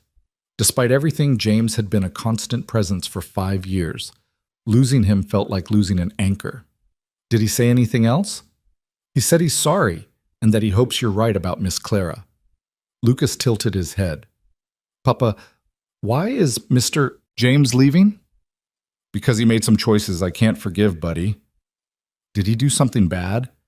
Ethan considered how to explain betrayal to a 6-year-old. He thought he was protecting us, but he hurt us instead. Sometimes people do the wrong thing for what they think are the right reasons. Lucas absorbed this with the gravity of childhood. Is Miss Clara staying? If she wants to. The boy looked at Clara. Do you want to? Very much, Clara said softly. If that's all right with you. It's good. I like having someone to talk to besides Papa and the horses. Lucas moved to the window, watching James ride away down the valley. The horses are good listeners, but they don't tell stories. Despite everything, Clara laughed. No, I suppose they don't. They stood together at the window, the three of them, watching James McKenna disappear into the distance. Ethan felt the weight of what he'd done settling over him like a heavy coat. Without a foreman, running the ranch would be harder. Finding someone else he could trust would take time he didn't have. But Clara was here, alive and safe, and that mattered more than anything else.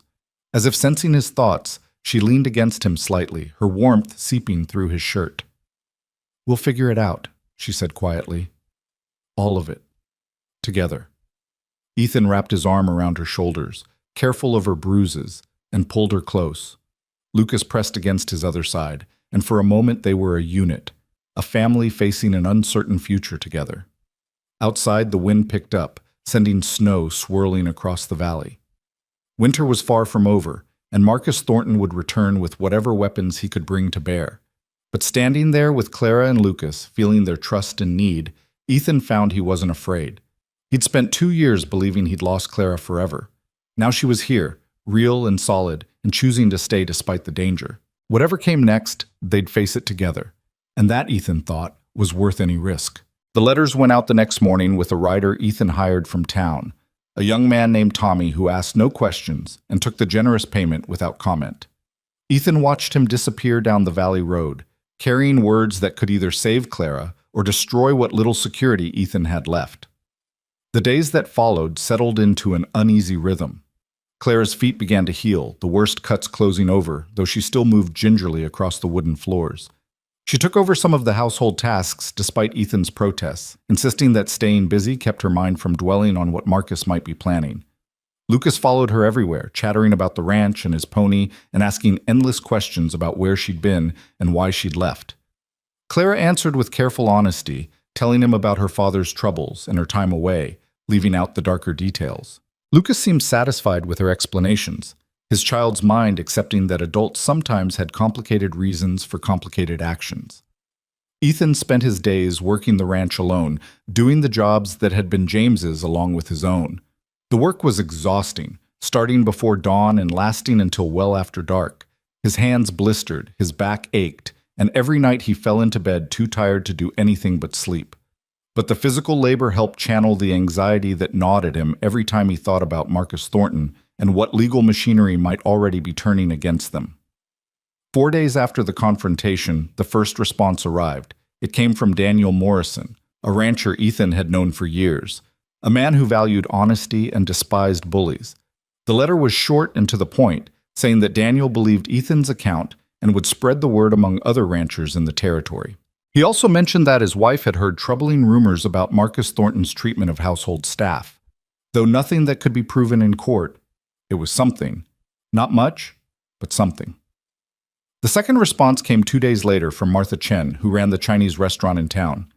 Her letter was longer, written in careful English, explaining that her niece had once worked in the Thornton household and had left abruptly after what she called an incident.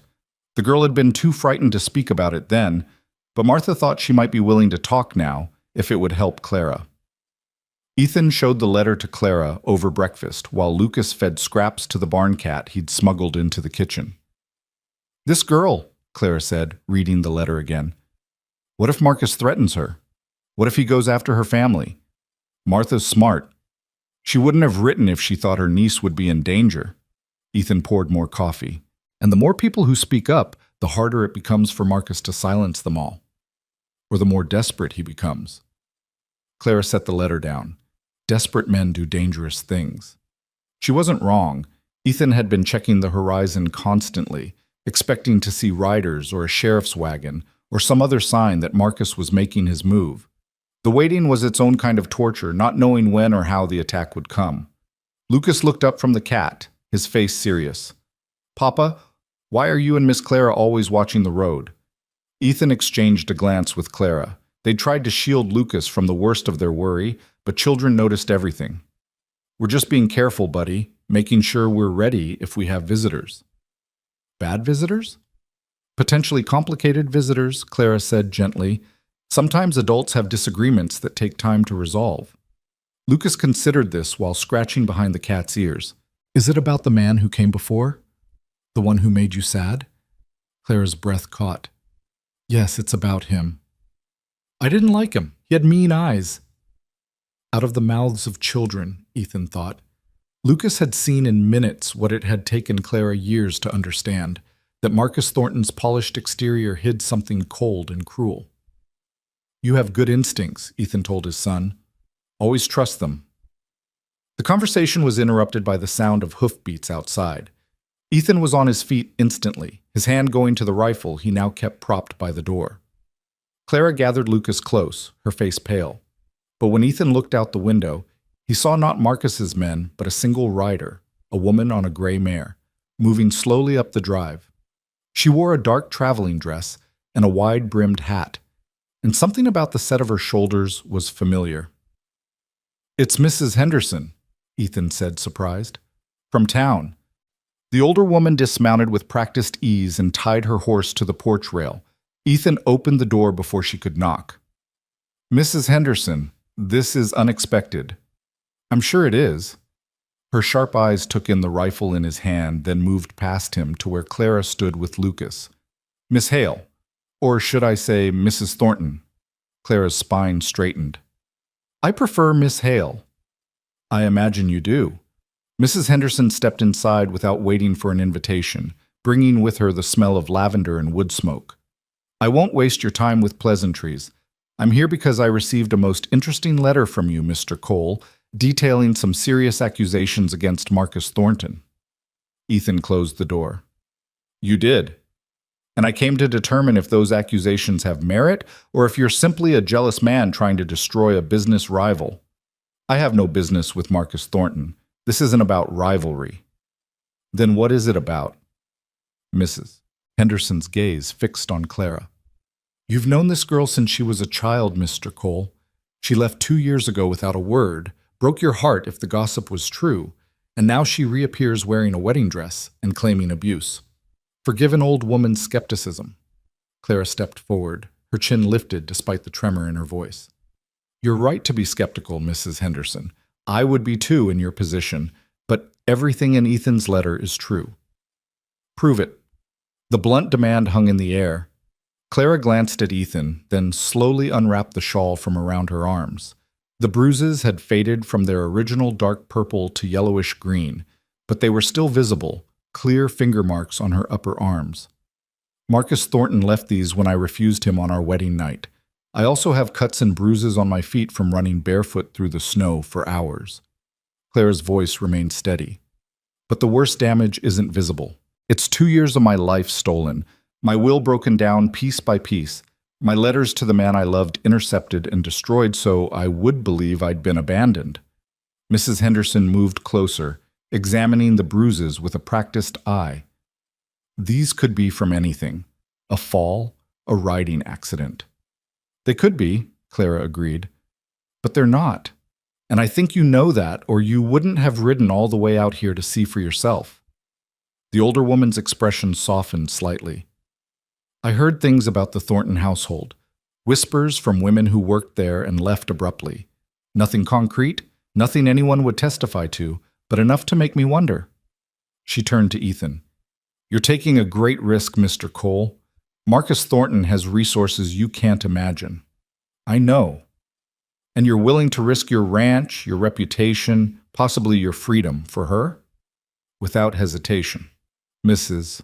Henderson studied him for a long moment, then nodded as if he'd passed some test. Then you're either a fool or a man of genuine character. I'm inclined to believe the latter. She moved to the table and sat without being asked. Tell me everything.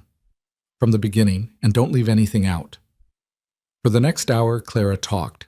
She told Mrs. Henderson about her father's debts, about Marcus's proposal, about the 18 months of isolation and manipulation. She talked about the letters she'd written, about Mrs. Patterson's betrayal, about finding those letters unopened under the housekeeper's bed. She described the wedding, the attempted assault, the desperate flight through the snow. Ethan added what he knew about James's interception of the letters, about how he'd found Clara standing in the road like a ghost, about Marcus's arrival with his men and his threats. Lucas sat quietly through it all, playing with his toy horses, but clearly listening. When Clara faltered over describing Marcus's violence, the boy looked up with eyes too old for his face and said, He hurt you and you ran away. That was brave. Clara's eyes filled with tears. Thank you, Lucas. Mrs. Henderson had taken out a small notebook and was writing in it with quick, efficient strokes. This Mrs. Patterson, the housekeeper who intercepted your letters, is she still in Marcus's employ? I don't know. I assume so. And these letters you found, where are they now? I had to leave them when I fled. Marcus likely has them by now. Mrs. Henderson tapped her pencil against the notebook. That's unfortunate.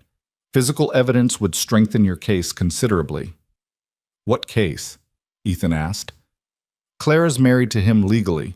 What case could she possibly make? Annulment on the grounds of coercion. If we can prove Marcus forced her into the marriage through threats against her family, a judge might dissolve it. Mrs. Henderson held up a hand before Clara could protest. I know what you're thinking. Marcus has money and influence, but he doesn't have everything. There are still judges who care more about justice than bribes. Do you know such judges? Clara's voice was small, hopeful. I know one. Judge William Crawford in Denver. He's 73 years old, independently wealthy, and has built his reputation on being incorruptible. Mrs. Henderson closed her notebook. He also happens to be my cousin. The hope that flared in Ethan's chest was almost painful. Would he hear Clara's case? If I ask him to, yes. But Clara would need to testify, publicly, in detail. She'd have to describe everything Marcus did, everything she endured.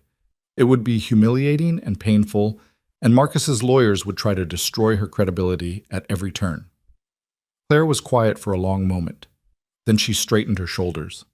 I'll do it. Whatever it takes. It won't be easy, child.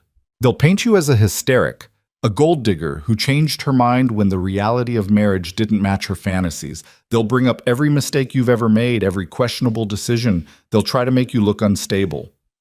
Let them try. Clara's voice was firm. I know the truth. Ethan knows the truth. That has to count for something.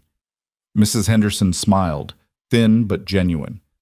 It counts for everything, but we'll need more than truth. We'll need evidence, witnesses, documentation.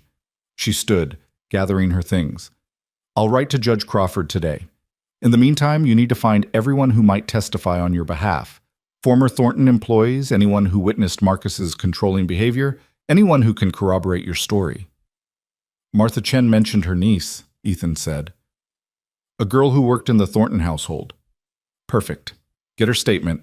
Get as many as you can. Mrs. Henderson moved toward the door, then paused. One more thing. Marcus will likely try to have Clara declared mentally incompetent before this gets to court.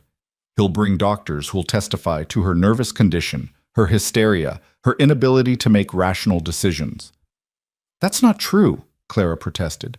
Of course it's not, but it's a common tactic. The solution is to have her examined by independent doctors who'll testify to her sound mind. I know several in Denver who would do it for a reasonable fee. Ethan's stomach sank. How reasonable? Mrs. Henderson named a figure that made him wince. It wasn't impossible, but it would mean selling off stock, possibly mortgaging part of the ranch. Everything he'd built would be at risk. I'll find the money, he said. Ethan, no. Clara grabbed his arm. You can't bankrupt yourself for this. Watch me. I mean it. If this goes badly, if we lose, you'll have nothing left. Lucas will have nothing left. If we don't fight, you'll have nothing left. You'll be back with a man who hurts you, who treats you like property. Ethan covered her hand with his. That's not acceptable. Mrs. Henderson watched this exchange with interest. You two have feelings for each other. That's obvious. But the court won't care about feelings. They'll care about law, about propriety, about protecting the institution of marriage. She fixed Clara with a stern look. Are you prepared for them to ask about your relationship with Mr. Cole? Because they will. They'll imply impropriety, adultery, conspiracy. There was no adultery, Clara said firmly. I was held against my will for 2 years. I never chose Marcus, never wanted him. Any relationship I have with Ethan began before my forced marriage and has remained entirely proper since. Good. Remember that phrasing. Use those exact words if you're asked. Mrs. Henderson opened the door, letting in a gust of cold air. I'll be in touch within the week. Until then, stay alert. Marcus won't wait patiently while we build a case against him. She rode away, her gray mare picking its way carefully down the snowy path. Ethan watched until she disappeared, then turned to find Clara slumped in a chair, her face in her hands. Hey, he knelt beside her. We have a chance now. A real chance. A chance that depends on you spending money you don't have, on witnesses who might be too frightened to testify, on a judge who might decide the law is more important than justice. Clara looked up, her eyes red. And all of it puts you and Lucas at risk. Lucas and I will be fine. You don't know that. Marcus could destroy you out of spite even if we win. He could ruin your reputation, drive away your buyers, make it impossible for you to do business in this territory. Then we'll go somewhere else, start over. With what? If you mortgage the ranch and we lose, you'll have nothing to start over with. Ethan sat back on his heels, frustrated because she was right. They were betting everything on a legal system that had never been designed to protect women like Clara, on judges who might care more about social order than individual suffering, on witnesses who might disappear rather than face Marcus Thornton's wrath. But the alternative was worse. I can't send you back to him, Ethan said quietly. I won't. So whatever it costs, whatever it takes, we fight. Clara slid from the chair onto the floor beside him, wrapping her arms around his neck. She smelled like soap and coffee and something uniquely her, a scent that brought back memories of better times, simpler times, when the future had seemed full of possibility instead of threat. I don't deserve you, she whispered against his shoulder. Yes, you do. You deserve someone who'll fight for you, who'll believe you, who'll stand beside you even when everything's falling apart. He pulled back to look at her. That's what love is, Clara. Not the easy parts, the hard parts. The parts where you have to choose each other over and over again despite the cost. I love you. The words came out rough, like they'd been locked away for too long. I never stopped. Even when I thought you'd abandoned me, even when I was standing at that altar marrying another man, I loved you. I love you too. Always have. They stayed there on the kitchen floor holding each other while Lucas played nearby and the afternoon light slanted through the windows. It wasn't a perfect moment, wasn't romantic or grand, but it was real. And after 2 years of lies and manipulation and stolen chances, real was enough. The week passed slowly. Ethan wrote to everyone he could think of who might help, calling in favors, asking for witnesses, building a case piece by piece. Martha Chen brought her niece, a quiet girl named May, who told a story of late-night screams from Marcus's private rooms, of bruises on his first wife before she died in what was ruled an unfortunate accident, of a household staff that lived in constant fear. Other letters arrived. A former business partner of Marcus's who'd been ruined when he tried to back out of a deal. A lawyer who'd worked for the Thorntons briefly and quit, rather than participate in what he called legal but unethical practices. A woman who'd been engaged to Marcus years ago and had broken it off, refusing to say why, but willing to testify that his character was questionable. Each piece added to their case, but Ethan knew it might not be enough. Marcus had decades of respectable reputation, witnesses of his own, lawyers skilled at twisting truth into fiction. The odds were not in their favor. On the 8th day, a wagon rolled up the drive.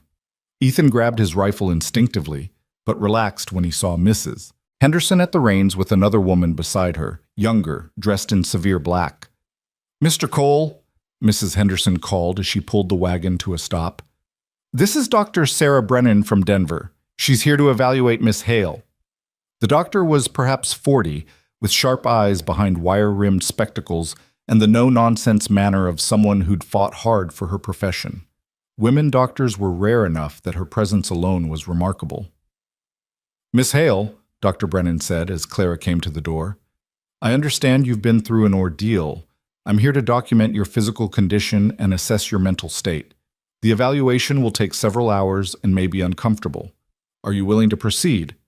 Clara glanced at Ethan, who nodded encouragingly. "I am." "Good. Is there a private room where we can work?" They used the spare bedroom, the same room where Clara had slept that first night. Ethan tried to focus on ranch work while the examination proceeded, but found himself pacing the kitchen, listening to the murmur of voices from down the hall. Lucas watched him with concern. "Is the doctor going to help Miss Clara?"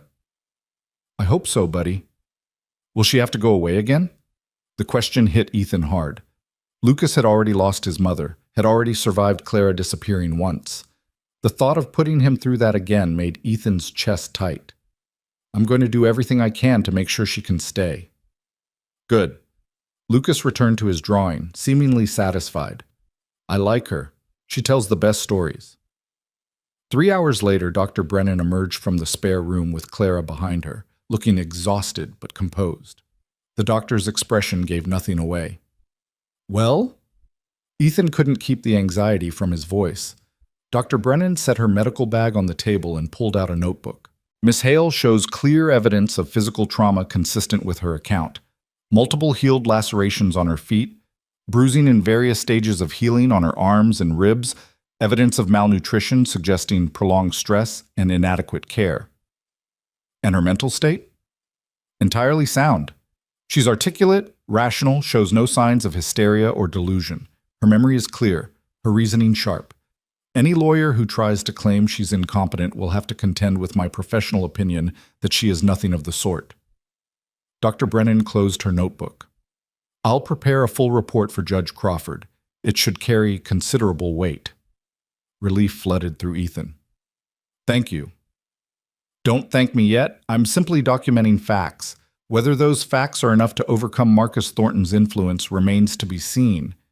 The doctor softened slightly. "But for what it's worth, I believe Miss Hale. I've seen too many women trapped in situations like hers. If there's any justice in our legal system, she'll get her freedom." Mrs. Henderson had been standing quietly by the window, watching the road. Now she turned. "Judge Crawford has agreed to hear the case. 2 weeks from today in Denver. Can you be ready? 2 weeks to prepare for a trial that could determine the rest of Clara's life. 2 weeks to gather evidence, prepare witnesses, find the money Ethan didn't have. 2 weeks before everything either came together or fell apart." "We'll be ready," Ethan said. After the women left, Clara sank into a chair, trembling with exhaustion. The examination had taken everything out of her, forcing her to relive her trauma, to put words to experiences she'd tried to bury. "How are you?" Ethan asked gently. "Scared, hopeful, exhausted." She managed a weak smile. "All of it at once." He pulled a chair close and took her hand. Her fingers were ice cold despite the warm kitchen. 2 weeks. Then this is done, one way or another." "One way or another," she repeated. "I keep thinking about what happens if we lose. If the judge decides Marcus's legal claim is stronger than my right to choose my own life. Then we run. We take Lucas and we go somewhere Marcus can't find us. Canada, maybe. Or Mexico." "You'd do that? Give up everything you've built here?" "I already told you I would." Ethan squeezed her hand. This ranch, this land, it's important to me. But it's just property. You're not. Lucas isn't. If I have to choose between the land and the people I love, there's no contest. Clara's eyes filled with tears again, but this time they looked like relief rather than despair. 2 weeks, she said. We can survive 2 weeks. We can survive anything, Ethan said. We already have. That night, after Lucas was asleep and the house was quiet, Ethan sat at his desk calculating numbers that didn't add up. The doctor's fee, travel to Denver, legal costs, witnesses who would need compensation for their time, it all added up to more than he had, even if he sold his best breeding stock. He'd have to mortgage the ranch. There was no way around it. The thought of putting his land, his home, his son's inheritance at risk made him sick. But looking across the room at where Clara sat mending one of Lucas's shirts by lamplight, her face peaceful for the first time in days, he knew he'd make the same choice again. Some things were worth any price. Clara looked up and caught him watching. What are you thinking about? Money, and how we're going to make this work. She set down the mending. I've been thinking about that too. After the trial, if we win, I could work. I'm educated. I can teach or keep books or... Clara, I know what you're going to say, that it's not necessary, that you'll provide. But Ethan, I don't want to be provided for anymore. I want to contribute, to be a partner, not a dependent. She stood and came to his desk. For 2 years, I had no control over my own life. Everything was decided for me. I won't live like that again, even with someone I love. Ethan understood. She needed agency, needed to prove to herself that she could stand on her own feet. All right, if that's what you want. It is. She looked at the numbers spread across his desk. How bad is it? Bad enough. I'll need to mortgage about half the ranch to cover everything. Claire went pale. Half? It's the only way, but if we win, if you're free, we can work to pay it off. It'll take years, but it's possible. And if we lose? Then Marcus will probably foreclose out of spite, and we'll have to start over somewhere else. He met her eyes. Either way, we're in this together. She bent and kissed him, soft and sweet and full of promise. When she pulled back, her eyes were bright with determination. Then we'd better win. The 2 weeks passed in a blur of preparation and mounting tension. Ethan mortgaged the ranch through a banker in the next county, unwilling to give Marcus any advance warning of their legal strategy.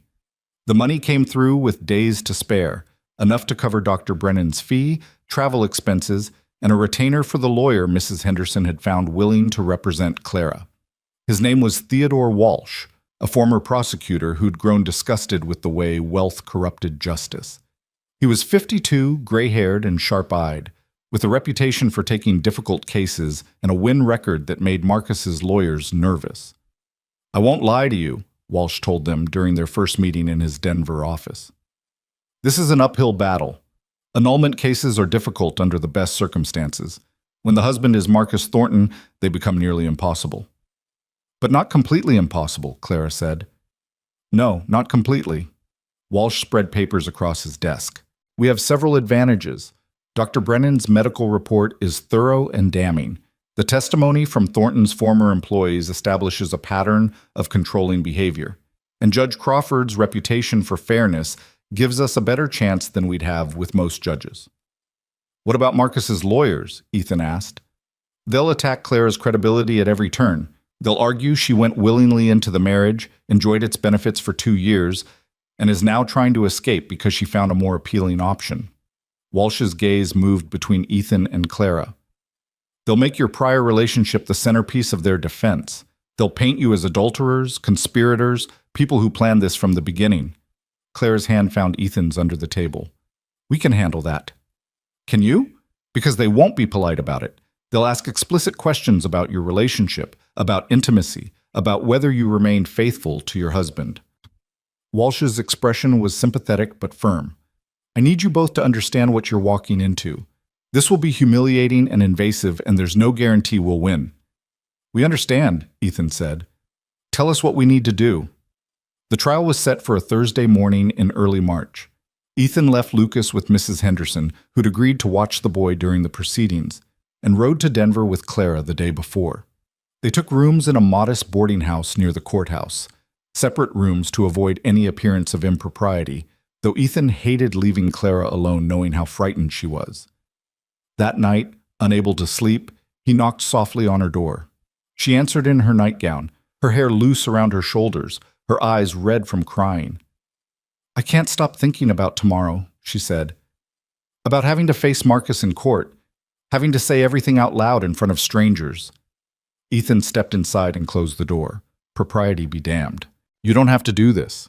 We can still run." "No. Running means he wins. Running means he gets to keep doing this to other women." Clara moved to the window, looking out at the dark Denver streets. "I keep thinking about May, about Marcus's first wife who died under suspicious circumstances, about how many others there might have been. If I don't stop him now, who will? That's not your responsibility, isn't it? I have the chance to speak up, to tell the truth. If I don't take it, I'm as complicit as everyone who knew and stayed silent." Ethan came to stand beside her. "You're braver than anyone I've ever known. I'm terrified. Brave people usually are. They just don't let the fear stop them." He took her hand, feeling it tremble in his. "Whatever happens tomorrow, I'm proud of you." They stood together at the window for a long time, watching the gaslit streets, gathering strength for what was coming.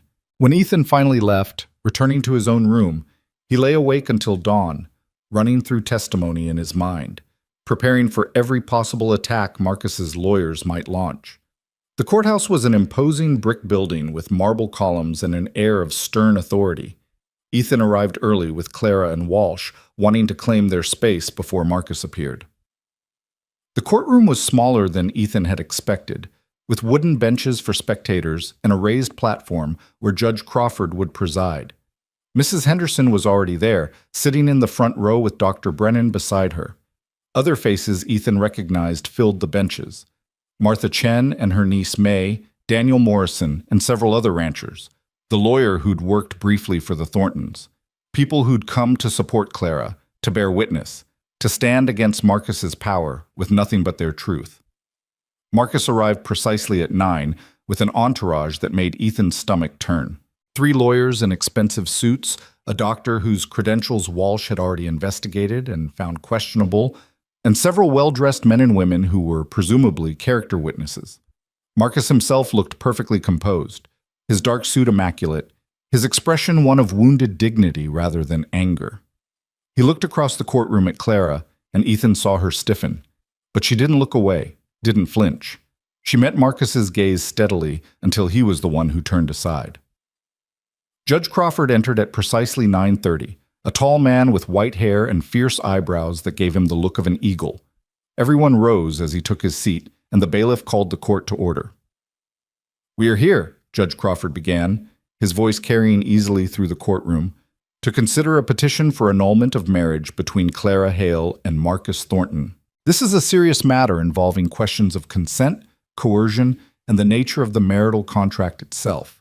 I expect all parties to conduct themselves with dignity and respect for this court's authority." His gaze swept the room, lingering on Marcus's lawyers in a way that suggested he knew exactly what kind of tactics they might employ. "Mr. Walsh, you may begin." Walsh stood, straightening his coat. "Your Honor, we will prove that my client, Clara Hale, was forced into marriage through threats against her family, that she was kept in isolation and subjected to systematic manipulation, and that the marriage was never consummated due to her husband's violence when she refused his advances. We will show that this was not a marriage in any meaningful sense, but a form of imprisonment disguised by legal ceremony." Marcus's lead lawyer, a silver-haired man named Hutchins, rose immediately. "Your Honor, these are inflammatory accusations without basis in fact. Mr. Thornton is a respected businessman who entered into a legal marriage with Miss Hale's full consent. What we have here is simply a case of buyer's remorse. A young woman who enjoyed the benefits of wealth for 2 years and is now seeking to escape her obligations because she's found another man." "We'll let the evidence speak to that," Judge Crawford said dryly. "Mr. Walsh, call your first witness." "I call Clara Hale to the stand." Clara stood, her movements graceful despite the tremor Ethan could see in her hands. She wore a simple blue dress that Mrs. Henderson had helped her choose, modest and respectable without being ostentatious. As she took her seat in the witness box and placed her hand on the Bible to swear her oath, Ethan sent every prayer he knew that she would find the strength to tell her story. Walsh approached her gently, his questions designed to ease her into the testimony. He asked about her background, her family, her relationship with Ethan before Marcus appeared. Clara answered clearly, her voice steady, painting a picture of a normal life interrupted by her father's financial crisis. Then Walsh moved to the marriage itself. Miss Hale, please tell the court how you came to be engaged to Marcus Thornton. Clara took a breath. My father owed substantial debts to various creditors. He was facing bankruptcy and possible imprisonment. Marcus came to our house and offered to buy those debts in exchange for my agreement to marry him. Did you want to marry him? No, I barely knew him. I was in love with someone else. Did you tell your father this? Yes, but he said we had no choice, that if I refused, our family would be destroyed.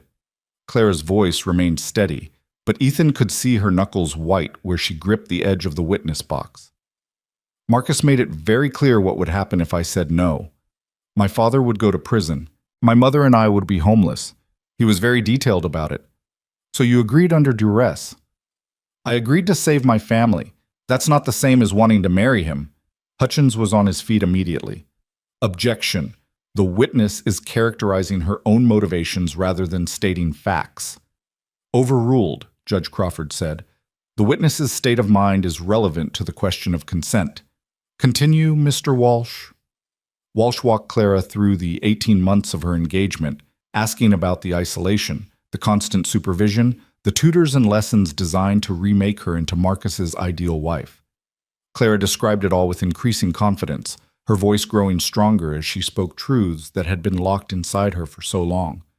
And during this time, did you attempt to contact Mr. Cole? Yes. I wrote him repeatedly, at least twice a week for the first 6 months, then weekly after that when I never received a response. Why didn't you stop writing if you believed he wasn't responding? Because I couldn't believe he would abandon me completely. I kept thinking maybe the letters were delayed or he was waiting for the right moment or something. I couldn't accept that he'd just stopped caring. Clara's eyes found Ethan in the courtroom. I know now that he never received my letters. The housekeeper Marcus hired destroyed them all. Do you have proof of this? I found them. All 47 letters, unopened, in a box under her bed 3 days before the wedding. Hutchins stood again. Objection. This alleged evidence is not available for examination. We have only the witness's word that these letters existed at all. The housekeeper's employment records show she was hired by Mr. Thornton specifically to supervise Miss Hale, Walsh countered. And we have testimony from other household staff about her unusual level of access to Miss Hale's correspondence. Judge Crawford made a note. I'll allow it, but Mr. Hutchins' point is noted. The lack of physical evidence is a weakness. Walsh continued, guiding Clara through the wedding day, the ceremony she'd endured while planning her escape, the moment when Marcus had tried to force himself on her and she'd known she had to run. Tell the court about your wedding night, Miss Hale. Clara's composure finally cracked slightly, her voice dropping. We went to the house Marcus had prepared. He was drinking, celebrating. He said it was time for me to fulfill my wifely duties. I tried to explain that I needed more time, that I wasn't ready. He said I'd had 18 months to get ready, and he was done waiting. What happened then? He grabbed my arms and tried to force me toward the bedroom. I fought him. He backhanded me, said I was being hysterical, that all brides were nervous, but I'd learned to enjoy it. Tears streamed down Clara's face now, but her voice remained clear. I knew then that if I stayed, if I let him, if I gave in, I'd never escape. So when he went to pour another drink, I ran to the bedroom, climbed out the window, and didn't stop running until I collapsed on the road where Ethan found me. No further questions, Your Honor. Hutchins approached the witness box like a predator circling prey.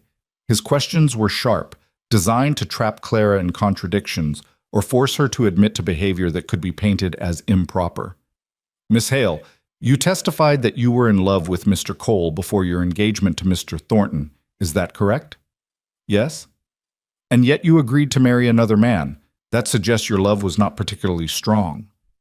It suggests I love my family enough to sacrifice my own happiness for theirs. Or it suggests you were attracted to Mr. Thornton's wealth and social position.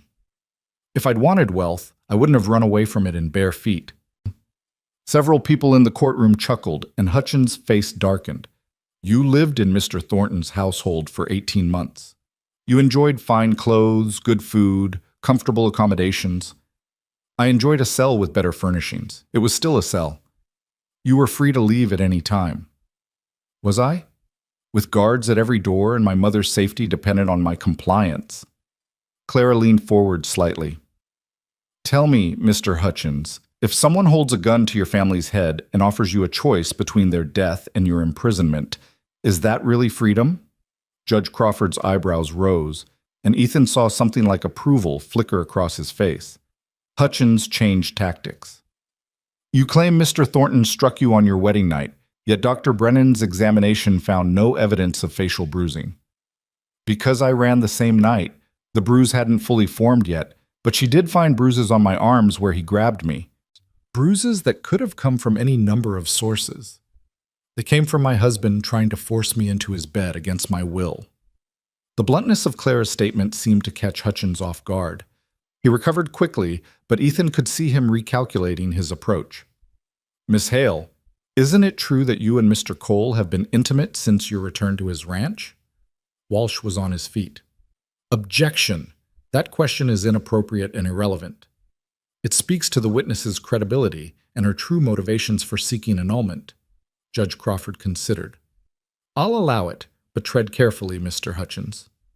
Hutchins turned back to Clara. Well, Miss Hale, have you and Mr. Cole engaged in intimate relations since you fled your lawful husband?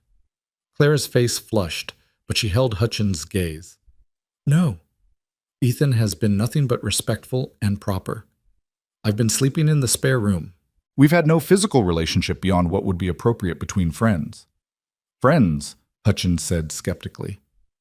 You expect this court to believe that you're living under the same roof as a man you profess to love and nothing improper has occurred? Yes, because unlike your client, Ethan Cole respects my autonomy and doesn't see my presence in his home as an invitation to violate my boundaries. The courtroom went silent. Even Hutchins seemed momentarily at a loss for words. Judge Crawford cleared his throat. Do you have further questions for this witness, Mr. Hutchins? No, Your Honor. Then step down, Miss Hale. Clara returned to her seat beside Walsh, visibly shaking from the ordeal. Ethan wanted to go to her, to offer comfort, but Walsh had been clear that any public display of affection would only fuel Marcus's lawyer's narrative. The rest of the morning was taken up with other witnesses. Dr. Brennan presented her medical findings, explaining the evidence of malnutrition, the pattern of bruising consistent with restraint and violence, the psychological trauma Clara exhibited. Marcus's doctor tried to counter this by suggesting Clara was prone to hysteria and self-harm. But under Walsh's cross-examination, he admitted he'd never actually examined Clara and was basing his opinions on Marcus's second-hand descriptions.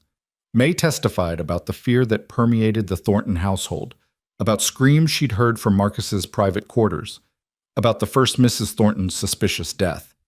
Hutchins tried to discredit her as a biased witness with a grudge against her former employer, but May held firm, her quiet dignity more powerful than any dramatic testimony could have been. The court broke for lunch, and Ethan finally had a chance to speak with Clara alone in a small room Walsh had arranged for their use. You were incredible, he told her. The way you stood up to Hutchins, the way you refused to let him twist your words. I wanted to run, Clara admitted. Every time he asked another question, I wanted to stand up and walk out and never look back. But you didn't. You stayed and told the truth. The truth doesn't always win in court. Maybe not, but it's all we have. They ate sandwiches that neither of them tasted, both too anxious about the afternoon session to think about food. Walsh came in partway through to prepare Ethan for his testimony. They're going to paint you as a jealous rival who convinced Clara to betray her marriage. Be honest, be direct, and don't let them provoke you into anger. Marcus wants you to lose your temper, to prove you're unstable. I'll keep my temper. Good. Because if you don't, we lose everything. The afternoon session began with Ethan's testimony. He told the court about finding Clara in the road, about her condition, about Marcus's arrival and threats. Walsh led him through the discovery of James's betrayal, establishing that Clara's letters had indeed been intercepted, that her isolation had been complete. Then it was Hutchins' turn. Mr. Cole, You've testified that you and Miss Hale had an understanding before her engagement to Mr. Thornton. Would you characterize that as a romantic relationship? Yes. Did you propose marriage to her? Not formally, no, but we discussed a future together. Yet when she disappeared, you made no effort to find her. The accusation stung because it was true. I believed she'd chosen to leave. I had no reason to think otherwise. No reason except that a woman you claimed to love had vanished without explanation. Most men would have searched for answers. I was hurt and angry. I made assumptions I shouldn't have made. Assumptions that proved convenient when she returned and needed your help. Ethan's hands clenched on the arms of the witness chair. There was nothing convenient about any of this. Clara showed up half-frozen, injured, terrified. I helped her because she needed help, not because I had some ulterior motive. And yet you stand to gain significantly if this annulment is granted. You get the woman you wanted, free of any legal entanglements. I stand to lose my ranch, Ethan shot back. I've mortgaged half my land to pay for this trial. If that's gaining significantly, I'd hate to see what you consider a loss. Judge Crawford intervened. Mr. Hutchins, do you have questions relevant to the petition, or are you simply trying to impugn the witness's character? I'm establishing motive, Your Honor. Mr. Cole has every reason to support Miss Hale's claims, whether they're true or not. And Mr. Thornton has every reason to deny them, Walsh interjected. That's why we've brought independent witnesses and medical evidence. The questioning continued for another hour, but Ethan held his ground, refusing to be baited into anger or trapped into contradictions. When he finally stepped down, he felt wrung out but satisfied. He'd told his truth. The rest was up to Judge Crawford. Marcus took the stand late in the afternoon. He presented himself as the wronged husband, the generous benefactor who'd saved Clara's family from ruin only to be betrayed and humiliated. His testimony was smooth, practiced, designed to paint Clara as unstable and ungrateful, but Walsh's cross-examination cut through the polish. Mr. Thornton, you testified that you courted Miss Hale properly and that she agreed to the marriage willingly, yet you've also admitted that her agreement came only after you'd bought her father's debts and made clear the consequences of refusal. How do you reconcile those statements? I offered her family help in their time of need. That she chose to show gratitude through marriage was her decision. A decision made under threat of her father's imprisonment. A decision made with full knowledge of the circumstances, yes. And when she asked for more time on your wedding night, you refused. She was being irrational. All brides experience nervousness. So you grabbed her hard enough to leave bruises and struck her when she continued to resist. I did no such thing. She fell during her hysterical episode. I was trying to calm her. She fell backward and somehow sustained bruises on the front of both arms in the exact pattern of finger marks. Marcus's composure cracked slightly. She's lying to justify her adultery. We've established there was no adultery. Dr. Brennan's examination confirmed Miss Hale was intact, had not engaged in intimate relations with anyone. The courtroom stirred at this revelation. Marcus's face flushed dark red. That proves nothing. She could have been intimate with Cole before the marriage. Could have been, but wasn't. Dr. Brennan's testimony was clear on that point. Walsh moved closer to the witness box. You kept Miss Hale isolated for 18 months. You controlled her correspondence, her movements, her access to the outside world. You employed a housekeeper specifically to intercept her letters. Those are not the actions of a loving husband, but of a jailer. Objection. Hutchins was on his feet. Counsel is testifying rather than questioning. Sustained. Mr. Walsh, ask questions. Mr. Thornton, did you or did you not hire Mrs. Patterson with instructions to monitor Miss Hale's correspondence? I hired her to help Clara adjust to her new station in life. That's not what I asked. Did you instruct her to monitor Clara's correspondence? Marcus hesitated just long enough to damn himself. I may have mentioned that Clara was prone to inappropriate friendships and that her letters should be reviewed for her own protection. Reviewed, by which you mean intercepted and destroyed. I meant supervised, without her knowledge or consent, for her own good. Walsh let that statement hang in the air for a moment, letting the court absorb the implications of a man who believed he had the right to control every aspect of his wife's life for her own good. No further questions. The trial concluded with closing arguments. Hutchins painted Clara as a wayward woman who'd made her choice and now wanted to escape the consequences. Walsh countered with a passionate defense of Clara's right to autonomy, her right to refuse a marriage built on coercion, her right to escape a man who saw her as property rather than a person. Judge Crawford listened to both sides with his fierce eagle expression, making notes but giving no indication of which way he was leaning. When both lawyers had finished, he sat back in his chair. "This court will take the matter under advisement. I'll render my decision within 3 days. Court is adjourned." The 3 days that followed were torture. Ethan and Clara remained in Denver, not wanting to risk the journey home and back if the judge called them to return quickly. They stayed in their separate rooms at the boarding house, though Ethan spent most evenings with Clara, both of them too anxious to be alone. Mrs. Henderson visited daily, bringing food and encouragement. "Judge Crawford is thorough," she told them. "He'll consider every piece of evidence carefully. That's good for us." "Or it means he's trying to find a way to rule against us without appearing unjust," Clara said. "My cousin is many things, but he's not a coward. If he believes you were coerced, he'll say so. Consequences be damned." On the morning of the third day, word came that Judge Crawford had reached his decision. Ethan and Clara returned to the courthouse with Walsh, finding the courtroom even more crowded than before. Word had spread about the trial, and people were curious to see how a judge would rule when a poor woman challenged a wealthy man's right to his wife. Marcus was already there with his lawyers, his expression confident. He'd spent the last 3 days calling in favors, Ethan had heard, pressuring business associates who might have influence with the judge. It was the kind of thing men with his resources did instinctively, unable to imagine that money couldn't solve every problem. Judge Crawford entered, and the bailiff called the court to order. The judge settled into his chair, papers arranged before him, and surveyed the courtroom with those penetrating eyes. "I've given this matter considerable thought," he began. "Marriage is the foundation of civilized society, and courts do not dissolve marriages lightly. However, marriage must also be based on mutual consent freely given. When that consent is obtained through coercion, through threats against family, through systematic manipulation and control, it becomes questionable whether a true marriage exists at all." Ethan's heart pounded so hard he could barely hear the judge's next words. The evidence presented shows that Clara Hale was placed in an impossible situation. Her father's debts created a crisis that Marcus Thornton exploited, offering to solve the problem in exchange for marriage to a woman he barely knew. This was not courtship. This was a business transaction in which Miss Hale was the commodity. Marcus shifted in his seat, his lawyers exchanging worried glances. Furthermore, the testimony and medical evidence demonstrate that Miss Hale was kept in isolation, her correspondence monitored and intercepted, her movements restricted. Mr. Thornton's own testimony revealed that he believed he had the right to control every aspect of his wife's life, including who she could write to and what she could say.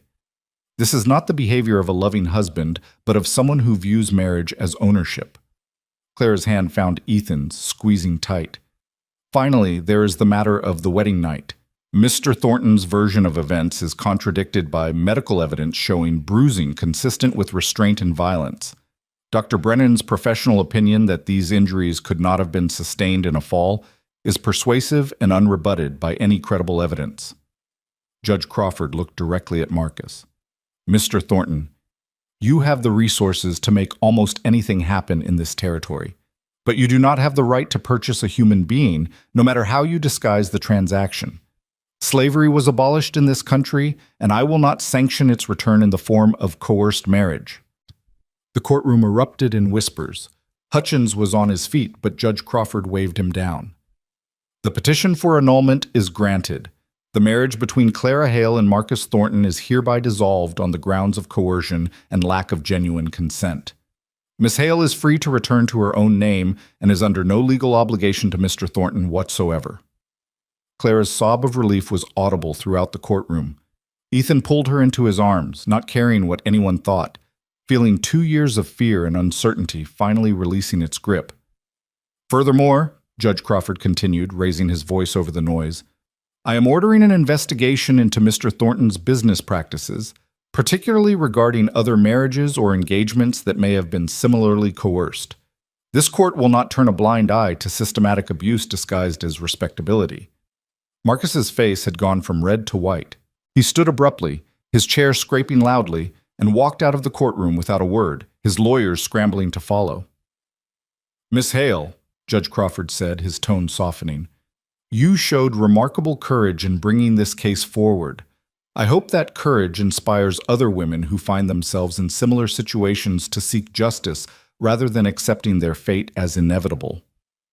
Clara could barely speak through her tears. "Thank you, Your Honor. Thank you." The courtroom slowly emptied, people stopping to congratulate Clara, to shake Ethan's hand, to express their support. Mrs. Henderson embraced them both, tears streaming down her usually composed face. Walsh packed up his papers with a satisfied smile, having won what everyone had said was an unwinnable case. Outside the courthouse, spring sunlight warmed the Denver streets. The snow had melted, leaving everything fresh and new. Ethan and Clara stood on the steps, breathing in the clean air, feeling the weight of the past 2 years finally lifting. "It's over," Clara said wonderingly. "It's really over. You're free. We're free." She turned to him, her face glowing despite the tears still wet on her cheeks. "We can start over, build something real this time, without secrets or stolen letters or people deciding our fate for us. Is that what you want? To start over with me?" "It's all I've wanted for 2 years." Clara took both his hands. "I know we have a lot to work through. I know the ranch is mortgaged and money will be tight and it won't be easy, but I don't need easy, Ethan. I just need honest." "I can give you honest." He pulled her close, right there on the courthouse steps with Denver watching. "I love you, Clara Hale. I want to marry you properly this time, with no coercion, no threats, just 2 people choosing each other." "Is that a proposal?" "It's a promise. When you're ready, when you've had time to figure out who you are outside of what everyone's expected you to be, ask me again." Clara laughed, bright and free. "What if I'm ready now? What if I know exactly who I am, and she's someone who wants to marry you? Then we'll do it right. We'll wait a proper amount of time, let the scandal die down, and we'll get married with Lucas standing beside us, and everyone knowing it's our choice, made freely." They rode back to the ranch 3 days later, taking their time, stopping to enjoy the journey in a way neither of them had been able to enjoy anything for far too long. When they finally crested the ridge and saw the ranch buildings in the valley below, Ethan felt a surge of relief. Whatever happened next, they'd face it here, on land that was still his, in a home that could finally become theirs. Lucas came running from the house where Mrs. Henderson had been watching him, his face lit with joy. "Papa, Miss Clara, did you win?" "We won, buddy." Ethan scooped his son up, feeling the boy's solid weight, his unconditional trust. "Miss Clara is free. Does that mean she's staying? If she wants to." Lucas looked at Clara with those serious eyes. "Do you want to?" Clara knelt beside him, her blue dress dusty from travel, but her expression radiant. "Very much. Would that be all right with you?" "It would be good. The house is nicer when you're here. Papa smiles more." Ethan felt his throat tighten. Out of the mouths of children, indeed. That night, after Lucas was asleep and the house was quiet, Ethan and Clara sat on the porch watching stars emerge in the darkening sky. The mountains rose black against the deep blue, and somewhere in the valley a coyote called, lonely and wild. "What are you thinking about?" Claire asked. "The letters, the ones you wrote that I never got." Ethan took her hand. "I keep wondering what they said, what I missed." "They said I loved you, that I was scared, that I needed you." Clara squeezed his fingers. "They said all the things I'm going to spend the rest of my life showing you instead of just writing about." "I like that plan better anyway." They sat in comfortable silence, the kind that only came when 2 people knew each other deeply enough that words weren't always necessary. Clara leaned her head on Ethan's shoulder and he wrapped his arm around her, feeling the rightness of it in a way that went beyond logic or reason. "Ethan." "Yeah?" "Thank you for believing me, for fighting for me, for giving me a place to stand when I had nothing. You gave me something too. You gave me back hope, the belief that sometimes things work out, that sometimes the right people find their way back to each other despite everything trying to keep them apart." Clara turned to look at him, her face serious in the starlight. "I don't know who I am anymore. The Clara who left 2 years ago, the one who endured those 18 months, the one who climbed out that window. They all feel like different people. I need time to figure out which parts of them I want to keep and which parts I need to let go. Take all the time you need. I'm not going anywhere. Promise? Promise. We've wasted 2 years. I'm not wasting another day. He kissed her forehead gently. When you're ready, when you know who you are and what you want, I'll be here. Weeks turned into months. Spring came fully, painting the valley in wildflowers and new grass. Clara worked alongside Ethan, learning the ranch in a way she never had before, discovering she liked the physical labor, the tangible results of hard work. She took over the books, finding she had a head for numbers and organization that helped streamline operations Ethan had been managing haphazardly. Letters arrived regularly from Denver. Mrs. Henderson wrote that Judge Crawford's investigation had uncovered 3 other women who'd been pressured into engagements with wealthy men using similar tactics to Marcus's. The scandal had rocked Denver society, forcing reforms in how marriage contracts were regulated and how women could seek legal protection from coercion. Marcus himself had left Colorado entirely, his reputation in ruins, his business partners distancing themselves. The last Mrs. Henderson had heard, he'd gone to San Francisco, where presumably no one knew about his failed attempt to keep a wife through force. On a warm evening in late May, with summer approaching and the land green and alive, Clara found Ethan in the barn checking on a mare about to foal. "I've been thinking," she said, leaning against the stall door. "About what?" "About who I am. About what I want." She smiled. "I think I've figured it out." Ethan straightened, giving her his full attention. "And?" "I'm someone who wants to build a life here with you and Lucas. I want to work this ranch and raise children and grow old watching sunsets from that porch. I want to be your partner, your wife, your equal." Clara moved closer. "I want to choose you freely and completely, with no one forcing my hand or stealing my words or deciding my fate for me." "Are you sure? Because once you choose, I'm not letting go. Not for anything." "I'm sure. I've never been more sure of anything." She took his hands, dusty from ranch work and strong from years of labor. "Ethan Cole, will you marry me?" He laughed, surprised and delighted. "That's supposed to be my line. I'm tired of waiting for things to happen to me. I'd rather make them happen." She smiled. "So what do you say? Will you take a chance on a woman who's been through hell and back and somehow came out believing in happy endings? I'd marry you right now if we could find a preacher." "Next week is soon enough. Mrs. Henderson is arranging everything. Small ceremony, just the people who stood by us. Nothing fancy, nothing forced, just honest." Ethan pulled her into his arms, holding her close in the quiet barn, with the horses shuffling nearby and the mare watching them with patient eyes. "Next week, then. And every week after that, for the rest of our lives." The wedding took place on a Sunday afternoon in early June. They stood in the same courthouse where Judge Crawford had freed Clara, with the judge himself officiating. Lucas stood between them, holding the rings, his face solemn with the importance of his role. Mrs. Henderson and Dr. Brennan served as witnesses, along with Daniel Morrison and Martha Chen, and all the others who'd helped them win their freedom. Clara wore a simple white dress, nothing like the elaborate gown Marcus had forced her into. Ethan wore his best suit, the one he saved for important occasions. When they spoke their vows, they did so clearly and firmly, 2 people who understood exactly what they were promising and chose it anyway. "I promise to believe you," Clara said, "even when the truth is hard to hear. I promise to stand beside you, not behind you or in front of you, but alongside you as an equal partner. I promise to choose you every day, in every way that matters." "I promise to fight for you," Ethan responded, "but also to let you fight for yourself when that's what you need. I promise to trust you with my heart, even though it's been broken before, because I believe some things are worth the risk. I promise to build a life with you that's ours, not anyone else's idea of what we should be." When Judge Crawford pronounced them married and told Ethan he could kiss his bride, the kiss was sweet and soft and full of promises kept and futures earned. The celebration afterward was simple. A dinner at Mrs. Betts Henderson's house, with good food and better company, with laughter that came easily and joy that was genuine. Lucas fell asleep on Clara's lap halfway through dessert, and she held him gently, this boy who'd welcomed her back without question, who'd shown her that trust could be rebuilt, and families could be chosen.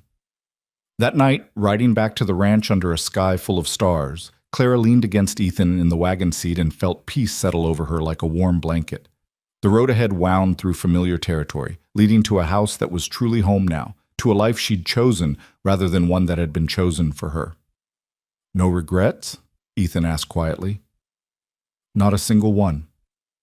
She looked up at the stars, the same stars that had watched her run through the snow in bare feet, that had seen her broken and terrified and desperate. It's strange. If everything hadn't happened exactly as it did, if the letters had gotten through, or if James hadn't intercepted them, or if Marcus had been a different kind of man, we wouldn't be here now. We wouldn't have fought for this, earned this. You think suffering was necessary? No, but I think surviving it taught me who I am, in a way nothing else could have. She took his hand. I'm someone who doesn't give up, someone who runs toward freedom instead of accepting captivity, someone who believes in second chances and hard-won happiness.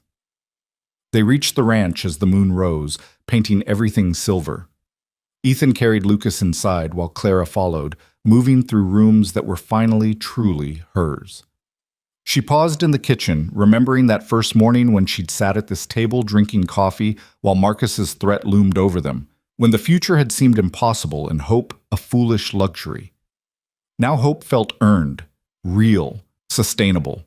Ethan found her there a few minutes later, standing by the window looking out at the valley. He wrapped his arms around her from behind, resting his chin on her shoulder. "Welcome home, Mrs. Cole." Clara smiled, leaning back against him, feeling the solid warmth of his chest, the steady beat of his heart. "I've been home for a while now. This just makes it official." They stood together watching the valley settle into night, the land they'd fought to keep, the life they'd chosen against all odds. Somewhere in the darkness, that same coyote called again, but this time it didn't sound lonely. It sounded wild and free, like a celebration of survival, of persistence, of the stubborn refusal to accept defeat. Clara had been the barefoot bride running through the snow, desperate and alone. Now she was simply Clara Cole, standing in her own kitchen with her husband's arms around her and her stepson sleeping peacefully down the hall, and a future that belonged to them and no one else. The past no longer owned them. The stolen years, the intercepted letters, the forced marriage and desperate flight, all of it had happened, had shaped them, but didn't define them anymore. They'd survived it, overcome it, and built something true from the ashes of what had been destroyed. And standing there in the quiet ranch house, with moonlight streaming through the windows, Clara finally understood what freedom really meant. Not just the absence of constraint, but the presence of choice. The ability to decide her own path, write her own story, build her own life with the people she loved. She'd run through the snow to reach this moment. She'd climbed out windows and walked until her feet bled and stood in courtrooms exposing her pain to strangers.